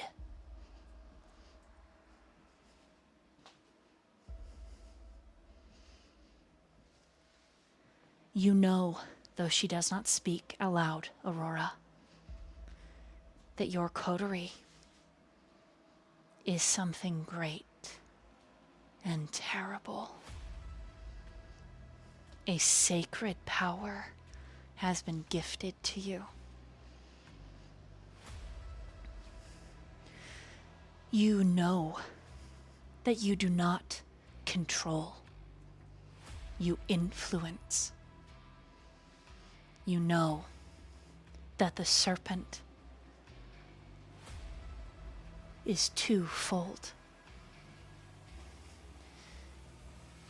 And you have a very distinct vision of stone, and you standing behind him, holding the leash. You behind him with the scourge, guiding him forward. For it is the bones that turn the face, the head, the way to face. In which direction it points and sees. You are the dial. You know that you have been given disciplines, is what they are called. You know that this ritual you have just done with your coterie will not enact its price again. You know that you have paid the price, and that your bonds will grow stronger the more often you complete the ritual and you call upon the Dark Mother's name. You know that stone is not a man. He is a tool. You know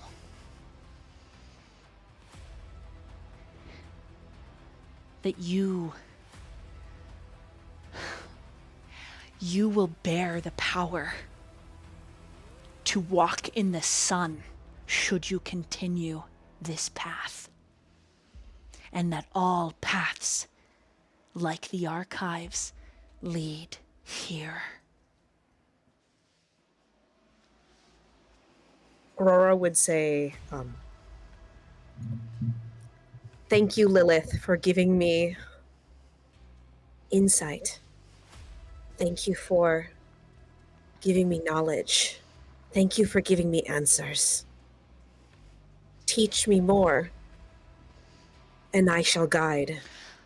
When she finally pulls away from you, you feel like a hollow husk. You feel like your bones are exposed, and when you look down, your ribcage is exposed in large sections.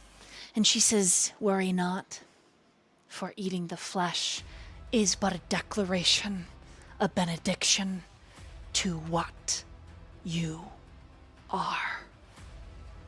And with a wave of her hand, she splatters blood across the wall. It becomes fleshy again for just a moment, and then it shifts and rearranges itself, and there are 3 doors. And each of these doors is a different color. The middle door is a crimson mahogany. The door to the left is a blue-toned black. The door to the right is a deep violet and indigo. Which one do you choose, if any?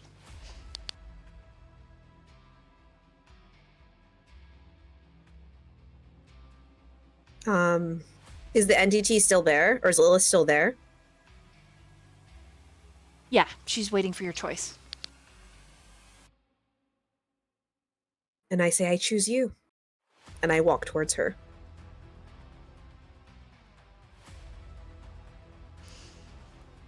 Okay, so you stay in the middle of the room. And she motions to the doors once again. You asked me to teach you, and so I shall.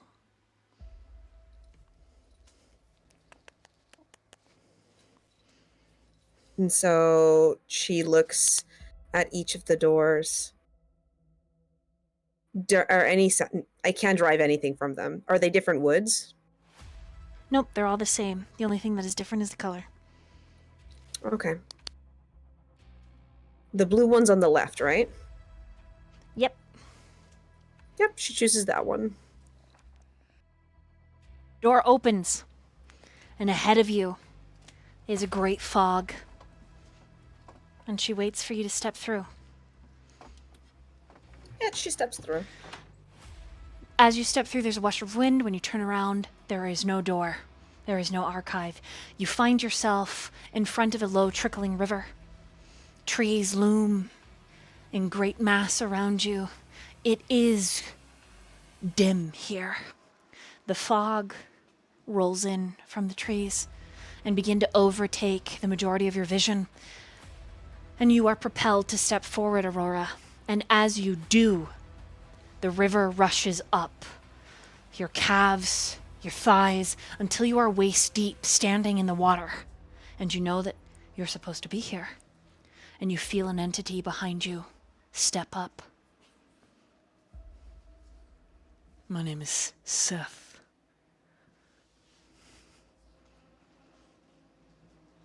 And I will be your teacher. And similar to Azriel, you feel an arm around your waist, another come up to ritualistically grip your arm. And you know instinctually that you will be baptized in this river. What do you do? I don't allow myself to be baptized. I don't succumb to no man that isn't Lilith. Okay, so you push away from him? Yeah. He steps back, his face kind of shrouded in that fog, and he is wearing what appears to be a type of Egyptian garb. Very well. Then you shall swim. And he steps all the way back into the fog, and the river becomes so deep and torrential, you begin to drown. Roll resist frenzy, please. Okay.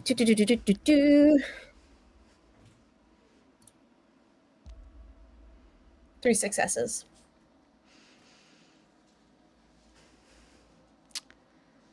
You frenzy there in the depths, tearing at your flesh in panic. breaking fingers as you reach for purchase, only to smash into rocks. Something is dragging you further under. You are going to be lost under the crushing weight of this rushing river as you are tossed, as your body is ripped apart. Inch by inch, limb from limb, you are destroyed, only to be remade. By the end of the river, the rapids, you are washed ashore. You are aching. You are raw. There is not a place the river has not invaded your very being.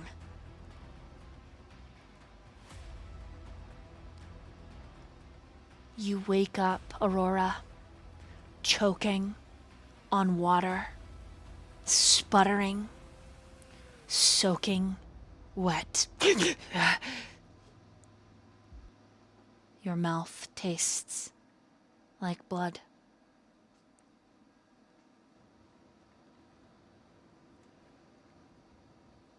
Good morning.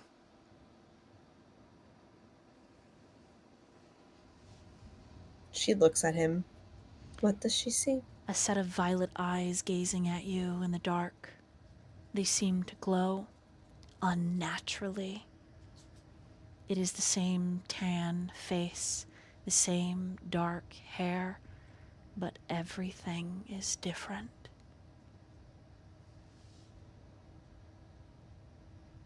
Oh. Morning.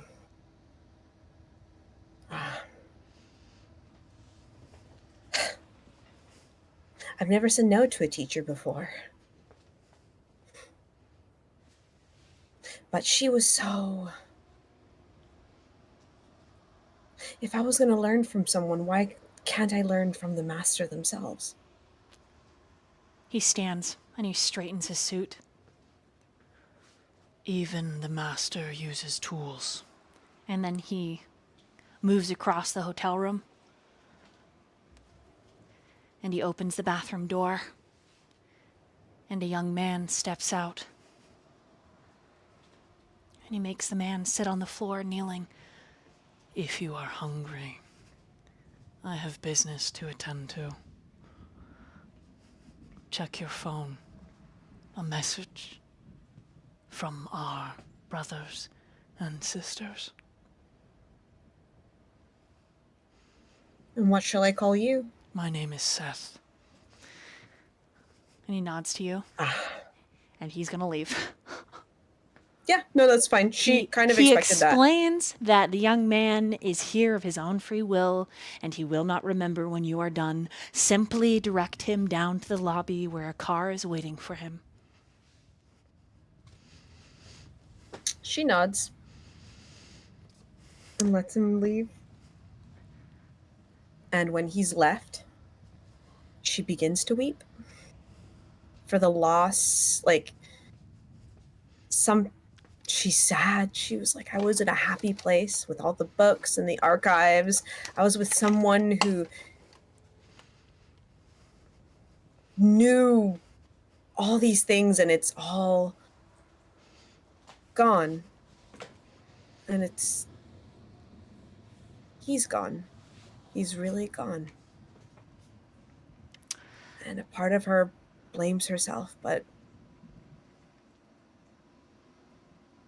there are responsibilities to attend to. As Aurora And she looks... has this emotional reaction, there's also a satisfaction in her chest, in her heart, a squeezing feeling, and a voice, but not a voice, right? Just a assurance that pain is the greatest teacher. That this pain is not for nothing. And Aurora takes comfort in that, and she says,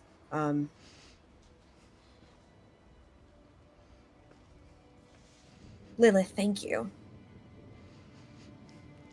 I will learn. You hear the rustling of a book, and when you turn to look next to you, there is a red dagger and an ancient tome on your bedside table. Other than being soaking wet, and feeling like you just worked out for 1,000,000 years in 10 seconds. There's an elation that goes through you. This is a gift.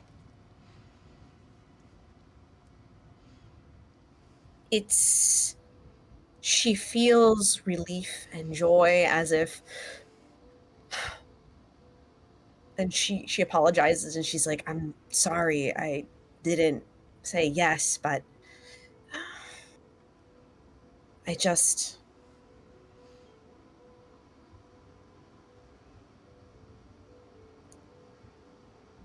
when will I be good enough to learn not from a tool, but from something bigger than myself?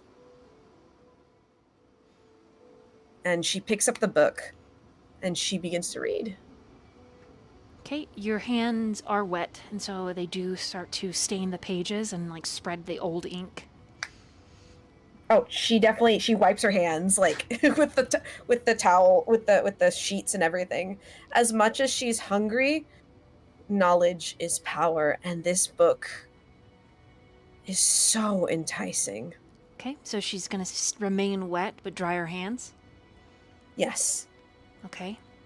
She feels like this is a good punishment for saying no.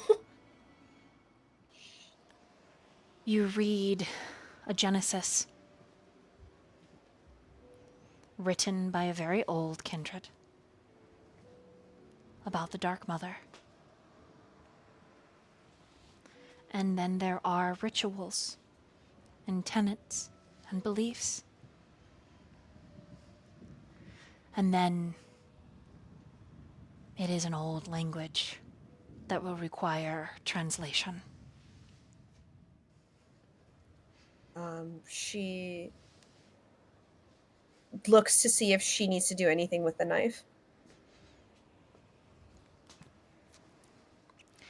It's very sharp. It's also light and smaller. Fits your grip fairly well.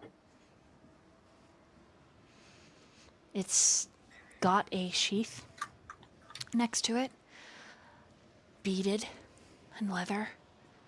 It looks very old. Handmade.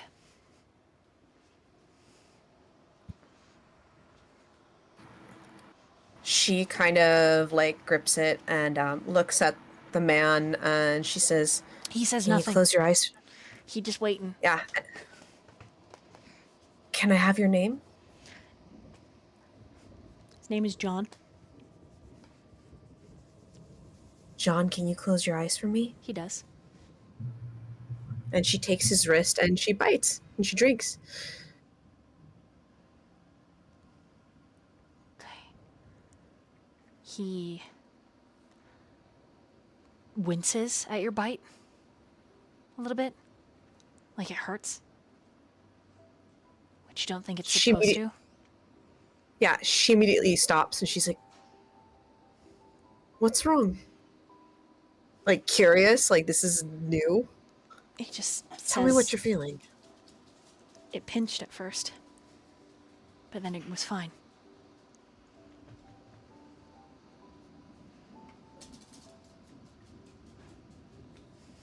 Do you want me to stop? Shakes his head no.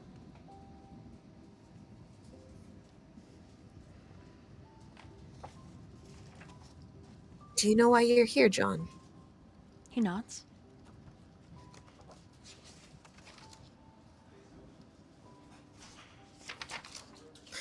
It's gonna be okay, John. And she brushes her hand, the back of her hand against his face. It's gonna be okay. Just take a deep breath. And when he takes a deep breath, she bites down. So as he relaxes, you know, her fangs go into his wrist again. Okay, you can feed up to 2 points of hunger before Yep. he's done. Yeah, no problem. And she, with his eyes still closed, she whispers in his ear, "Thank you, John. I'll remember this."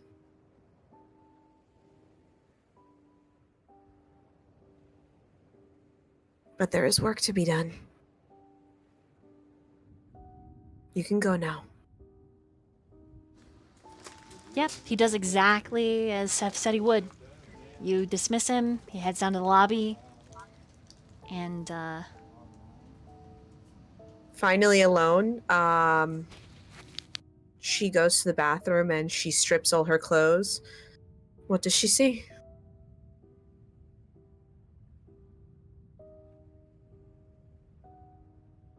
tattoos. Is there more of them or less of them? There are more. However, they seem... The longer you stare at them, the more like the knowledge comes to you. They seem to grow when you use disciplines, gaining in power. When you rouse the blood, they seem to take more real estate of your flesh. But that gives them... It's almost like a set of lungs expanding.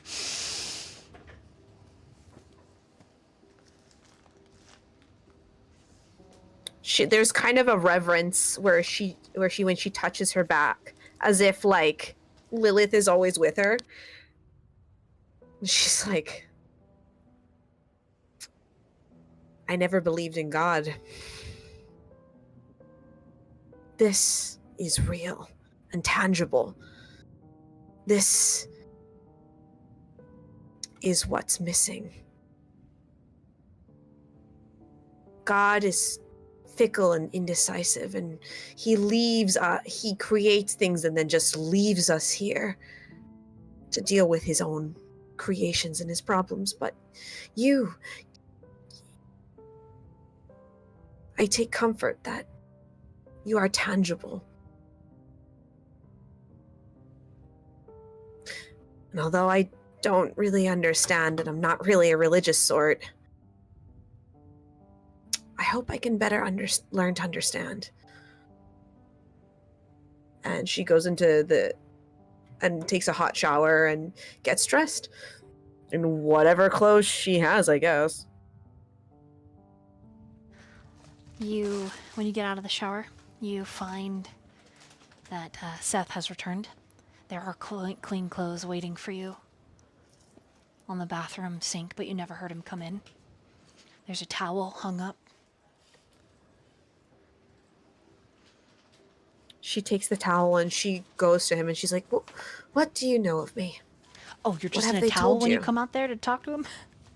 Yeah, because like this is a new person, and she's like, who are like inquisitive. I don't think she thinks about it. She's just like, she wants answers. And she's like, how do you know of me? Yes.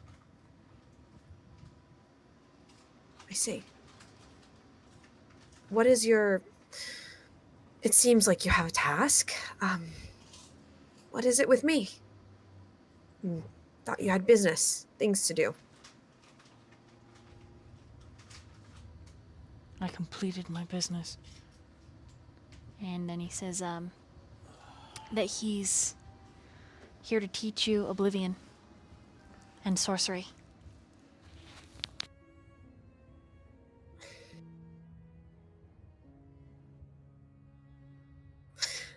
She kind of like gives him an eyebrow. She's like, I'm not really keen on the oblivion, but the sorcery does interest me quite a bit. Is there other things I can learn? He nods. I can teach you. And he says, we have been directed to teach you. Well, tell me, what do I have to choose from? Just oblivion and When he looks blood at you, sorcery? his eyes flicker, and they're like an RGB light fest. And everything. And it's like a ton of voices overlapping each other. And she steps real close to him and she's like, I would really like that. How about, can you teach me to have better insight to see things.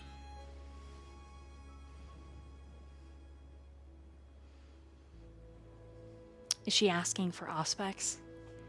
Yeah. Okay. His eyes flash orange and he gets this inane grin and his head kind of ticks to the side and he says, "Yes. I can teach you Oh. to see that which is not there." Oh, I like you. You're fun. And then he bends Are you forward. re- "Do you want to play a game first?" And then And- his eyes flash yellow and he straightens. "There is no time for games." And then All right, Orange let's- is talking to himself and is like, "Oh, you're no fun. I love games.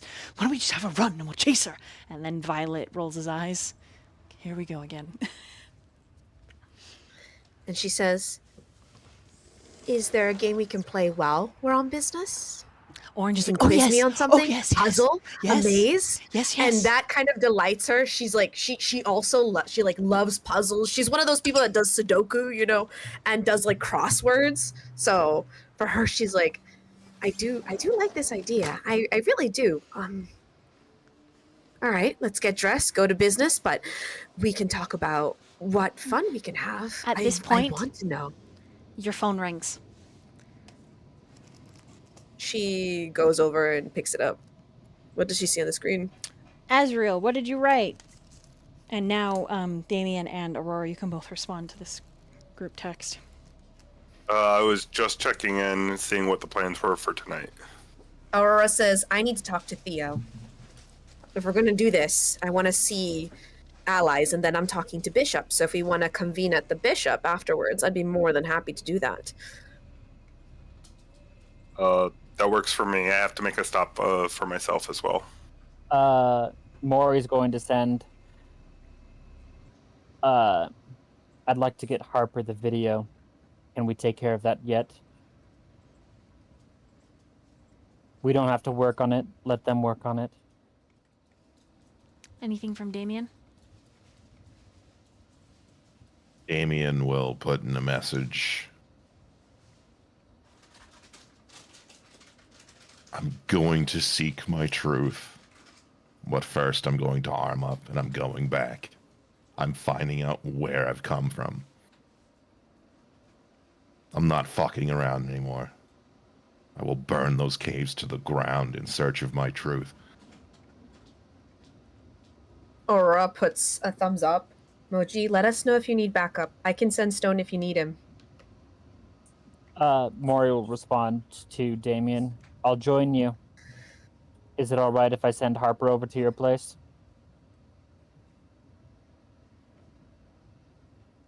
Harper. Question, is Robbie in the group? Is Robbie in the group text? I think Aurora would definitely have added Robbie. Okay, Robbie messages, "I saw a naked lady in the mirror and I don't know what to do about it." And Aurora chuckles and shows Stone the message. I think we're going to have a good day. Seth messages, hold on, I gotta get Evil Kitty music really quick. Evil Kitty music. Here we go. Yeah, Robbie's "I'm good kitty" and Stone's "I'm evil kitty." Anyways, Stone messages, "I need to teach all of you. It won't take long. Let's meet up first. I have been directed to do so by our mother." And Robbie, "That's crazy. I don't have a mom anymore. Me and I are orphans. Damien's my dad now, though."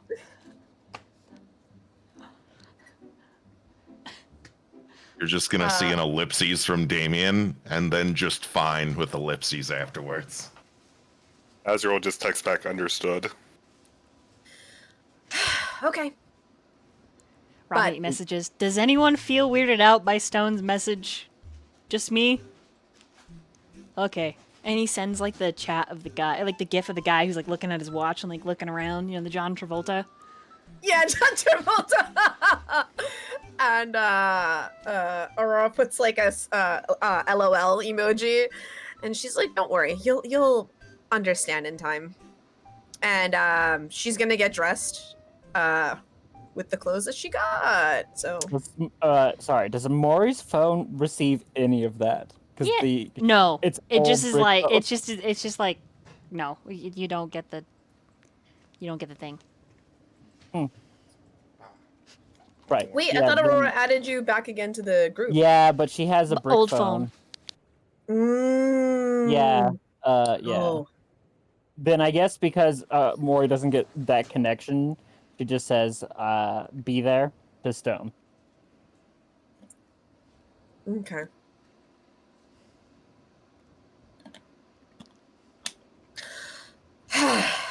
All right. I guess we'll meet up with each other, and then we need to each deal with our. I need to get allies, and I would rather they're not humans, but I feel like if we got Kindred, perhaps they would be of more use to us because they understand, and we can see if we can gain some allies just to move through the day to do what we need to do. Does that sound good? And she says that in the group chat. I don't trust other kindred,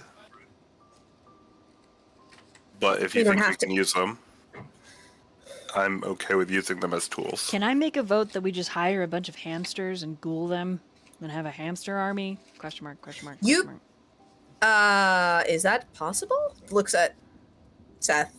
He nods. Orange eyes. I Googled my dog. Well, technically you could ghoul a bunch of hamsters, so it is possible for you to do that. Sitting right next to you, Damien, but he's like typing furiously. Damien, can I do that? He just looks at Zero and he's like, yeah, you can. Zero's like, you fucking tell him no. You tell him, Listen, Damien. You tell let him have his fun. Damien, I What am do you... not sharing this space with a bunch of fucking hamsters. They'll And have also- their own cage. Aurora will also say, like, also, we need to do the problem with a haven. I feel like we need an HQ. If Hanson's in the group message, he just sends like a little happy face and is like, "Oh, Oh my Nick, god! I Okay, found one." Aurora would have not added Hanson. Okay. Absolutely not. She does not like him. She actually she says out loud, like, for Seth ears, like, "Oh, that Hanson is just gross. I don't like it." Damien would have added Hanson to the group regardless. Yeah, like Oh, Aurora sees just that? She's Aurora seething. removed Hanson. Damien re-added Yes. Hanson to the group chat. Yep. And it's like the second time you add him, she's just like, fine, let this, whatever the fuck he is, waste of space. I mean, whatever the frick he is, waste of space, just into our chat, into our private conversations. Ugh. Robbie sends The a nerve! sad face. Damn, you're mad. Why are you hating on Hanson?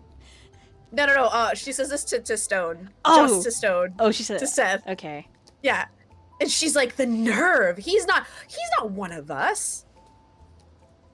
The audacity. Seth does not Uh, comment really. He's no, it's fine. She's like just talking out loud at this point, and she's like, he's not one of us. He didn't do the ritual. Like, he's I hate to use weird, blasphemous, gross. Pshit. Ugh, I swear to God, if I get the chance, I'm going to kill him. That makes Seth Can kind we of. sacrifice ghouls? He nods like, yeah, that's pretty. I agree with that. I know the music is very at Yeah. odds with this moment, but he's like, yeah. Can we? We can sacrifice ghouls. Okay, great. Just to get Damien on board. I don't like him. Anyways, we should go back to group chat. So she says, like, all right, let's meet up. Where do we want to all meet up?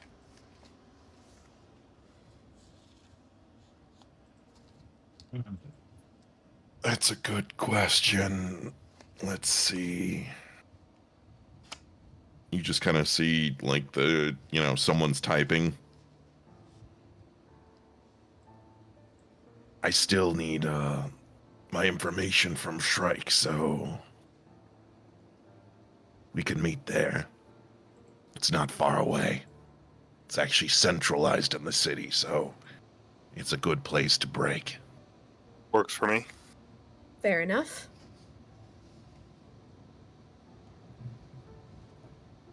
And she puts on a phone and gets dressed. And she looks at him, and there's like a sadness, and she's like, I'm sorry. She just says to him, just arbitrarily, I'm sorry.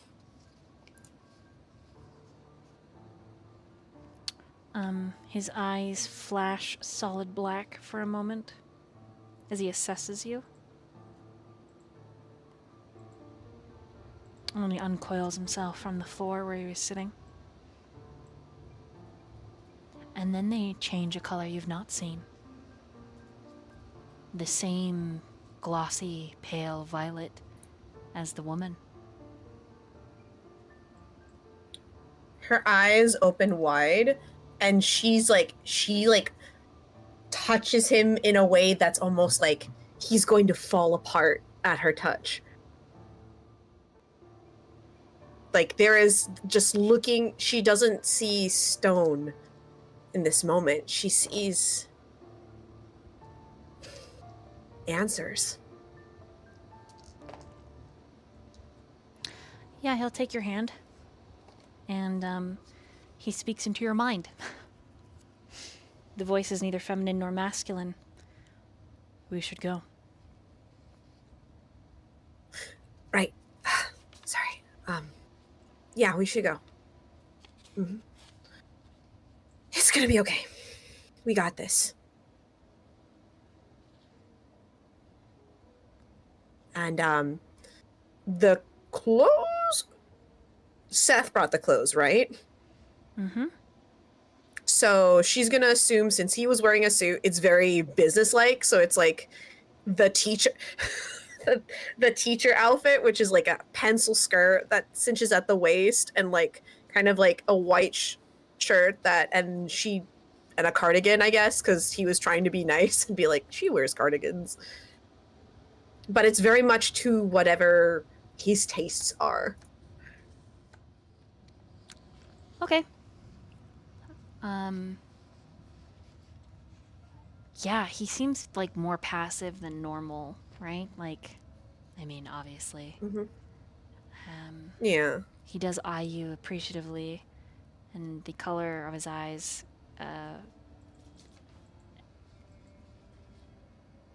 they stay that pale moonlight lavender. A part of her wants to ask, did I send whiskey away? Is this my fault? But she holds her tongue. As if she's not afraid of the answer, she's afraid of being reprimanded. As if asking could put him into more trouble. Because it's her fault. And she looks for friendlier because it's like this whole time is just so convoluted, and she looks around and she's like, oh shit. Pineapples? Nope, you're good. I just didn't think Okay. she was saying any of it out loud. Like, he's just watching Yeah, this myriad of yeah. emotion as she is going through it, and in response, he touches her face very gently. And there's a small, empathetic smile. And in her mind, a voice.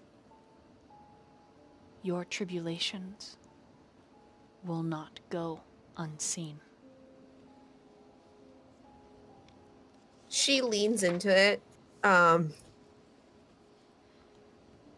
she's like, I'm trying to be strong.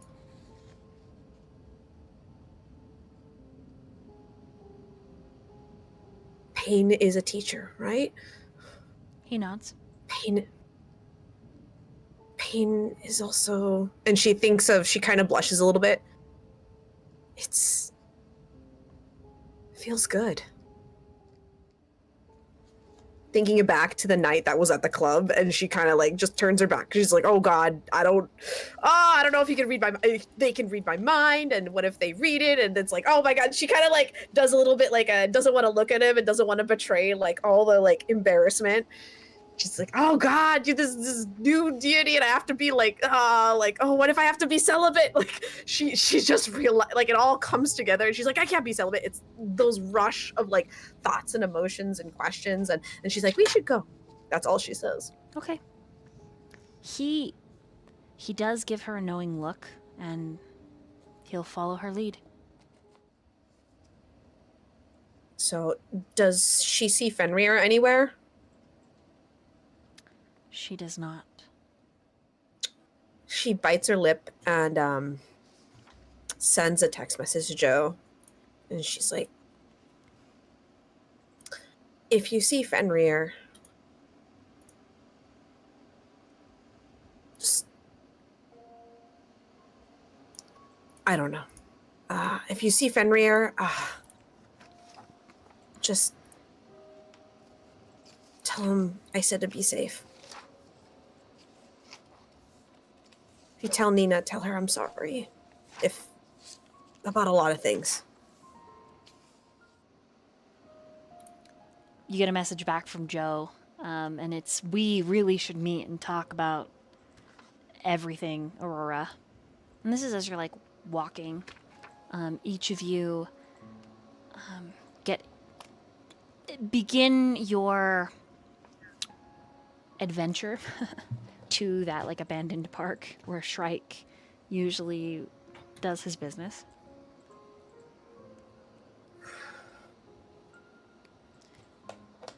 If you message Joe back, it's left on red.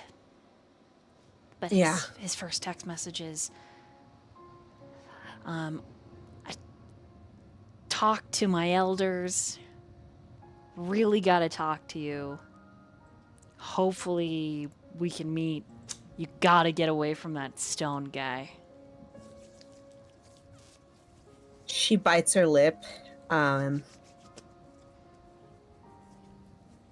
says, I would like to talk. Yeah, when are you free? I got some things to do tonight, but, and in her mind, she's calculating, like, when could she slide him into her schedule? And if there's even a chance, but at least she wants to say goodbye. He does not respond before you make it to your designated location. Mm-hmm. One by one, you all crest the hillside, catching sight of each other. Everyone, other than Aurora, you notice stone looks real, different. The same, but different. The rest of the Cody would actually notice Damien didn't wrap his face, but his eyes are glowing a very those usual forest green eyes are glowing in a way you've never seen before. And his skin almost looks like, what's the best way to describe it? He already looks dead already, but it looks like a corpse that has already been there for a long time out in the sun.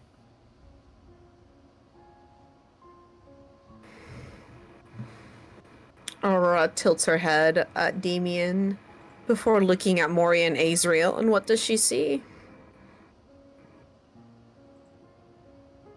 There's a bit of a bit of distance between him and Mori.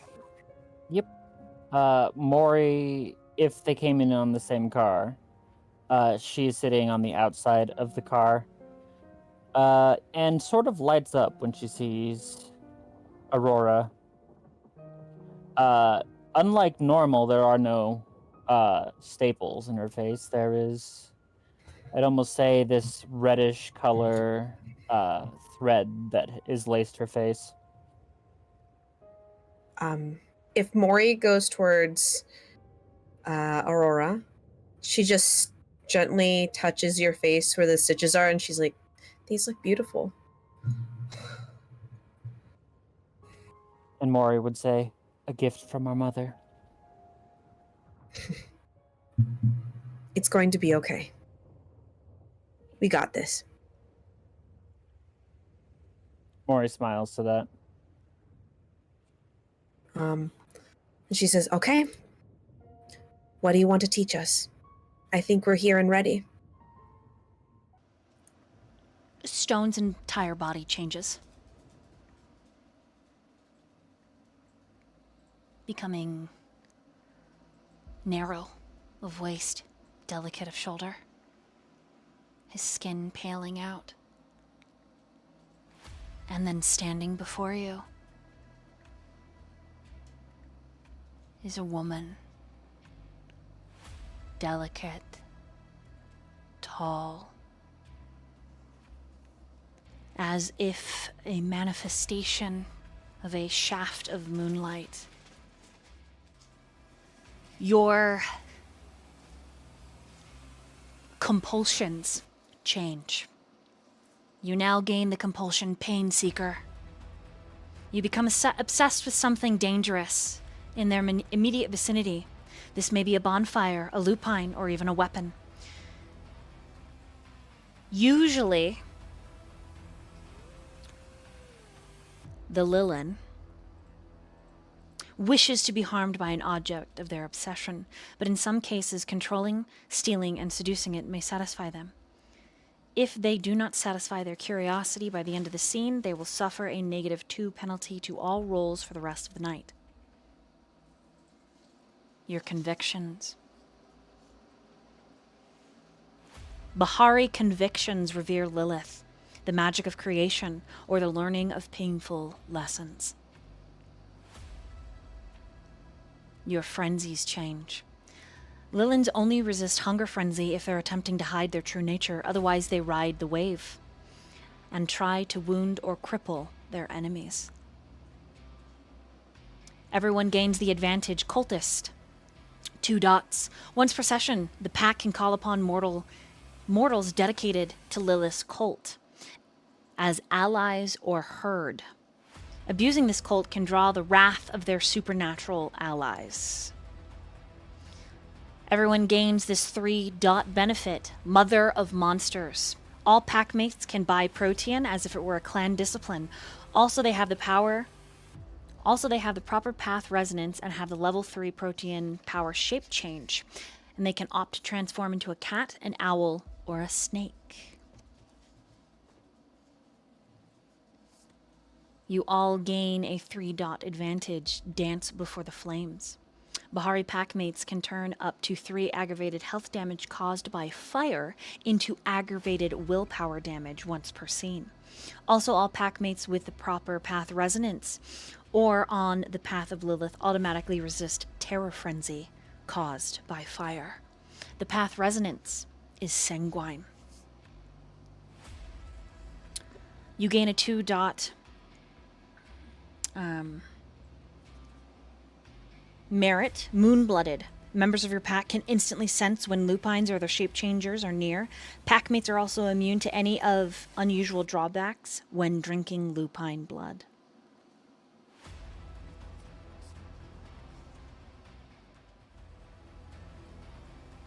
What was the one before Dance? Mother of Before the flame. Monsters. Someone's gonna write all this down, right? Yeah, no worries. Thank you. Your convictions are to revere Lilith. Yes. You have Pain is the greatest teacher. Never fear the truth. As well as never give up your freedom.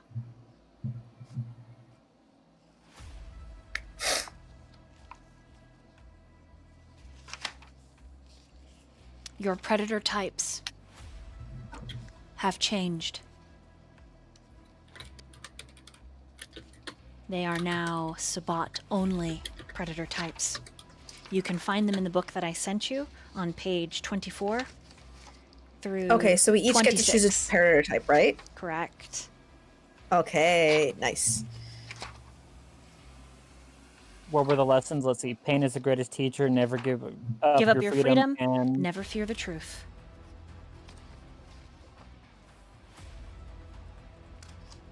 Wait, what was all that? I got it. Don't worry. Thank Yeah. you. Also, I can send it in what page it is in the book.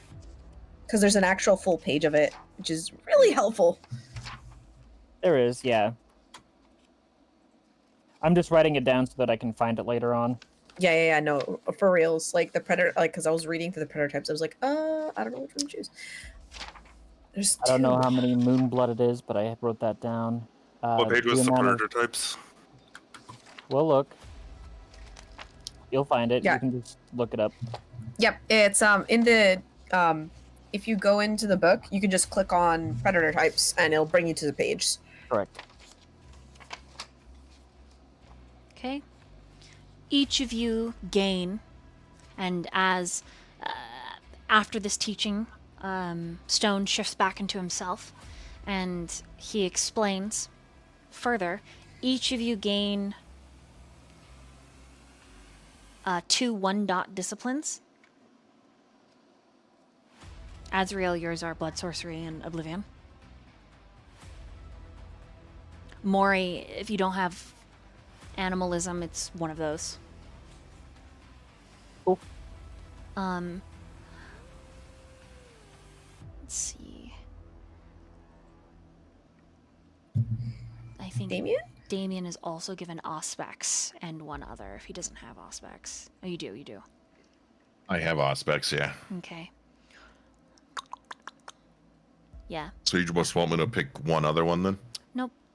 You get to pick 2 and then just send me what you want and I'll approve it. Also note, one of your attributes increases by 1 dot. Oh.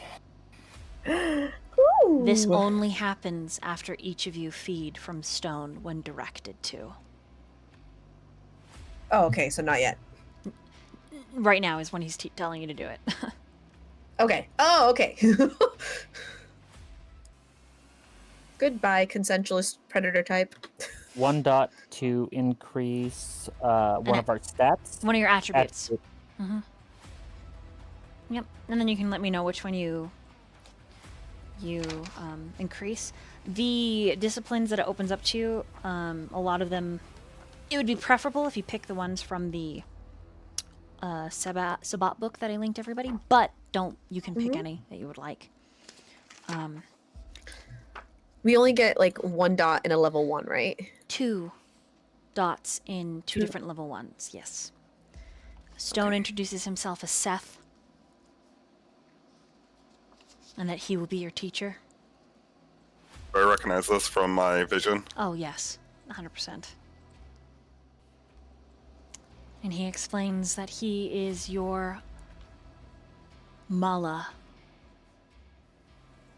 Do we get the benefits of the predator type, or we just get the predator type? So it totally changes the benefits you got from your old predator type to the new one. Okay. Oh, shit. Yeah, it's all different.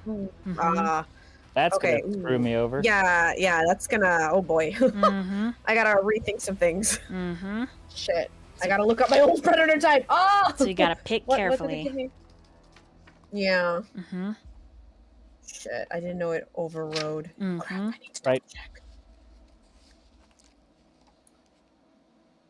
By the way, quick question. Aurora lost a dot of humanity? Or no?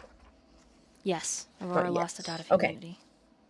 Okay, cool, because I'm gonna make it official then. Beep, beep, beep, beep, beep, beep, beep, beep. I mean, oh no. Oh no.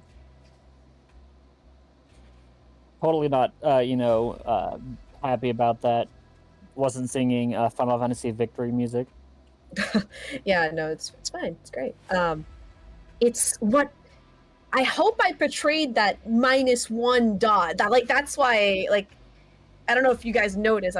trying to yeah. roleplay that. Yeah, Yeah. a little So different. the thing about like, at least according to the book, like losing or going to 6 is like, yeah. Anyways, I gained a dot of strength as from when I fed on stone. nice. No, I I'm lost also- one dot of. I'm So I looking have to at the take away the reclaimer dots Mhm. and take away as dots my from, new predator type. yeah.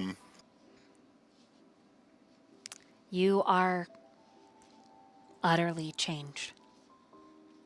So I lose all these dots? You are Ooh, Very changed. So you lose I'm- another dot because your concentralist. Yes. You I have am. 5. I'm So at my new 6, predator I'm at type 6. Oh, is you're was at already costing at me 2 Thomas is humanity. gonna- Ooh. Mm-hmm. It is tough. What did you The drop? only one that does not lose humanity, because he already paid for it, is actually Damien. Well, Damien's already at 5, man. So Yeah, he we're is. like right on his Yeah. heel. Yeah, like if Oh, you I'm- lost any more, I'm I don't know if we skyrocketing could. past Yeah. Damien to 4, I think. Oh shit. Nice. 'Cause my Oh, new predator shit. type just lost me 2 humanity. Oh shit. What? Oh my god. Oh, I think oh no. Also- I think no. this is where we're gonna end the session tonight. Oh, Yeah. I just realized something else. My old predator type gave me a humanity. Am I losing that one too? 3. Correct. Yes. 3 humanity. Hold on. Oh, no. No fucking way. Okay, yeah, this is a great time Okay, to end yeah. the session because, this is gonna, yeah. Well, all I can say is, you did it to yourself. Mm-hmm.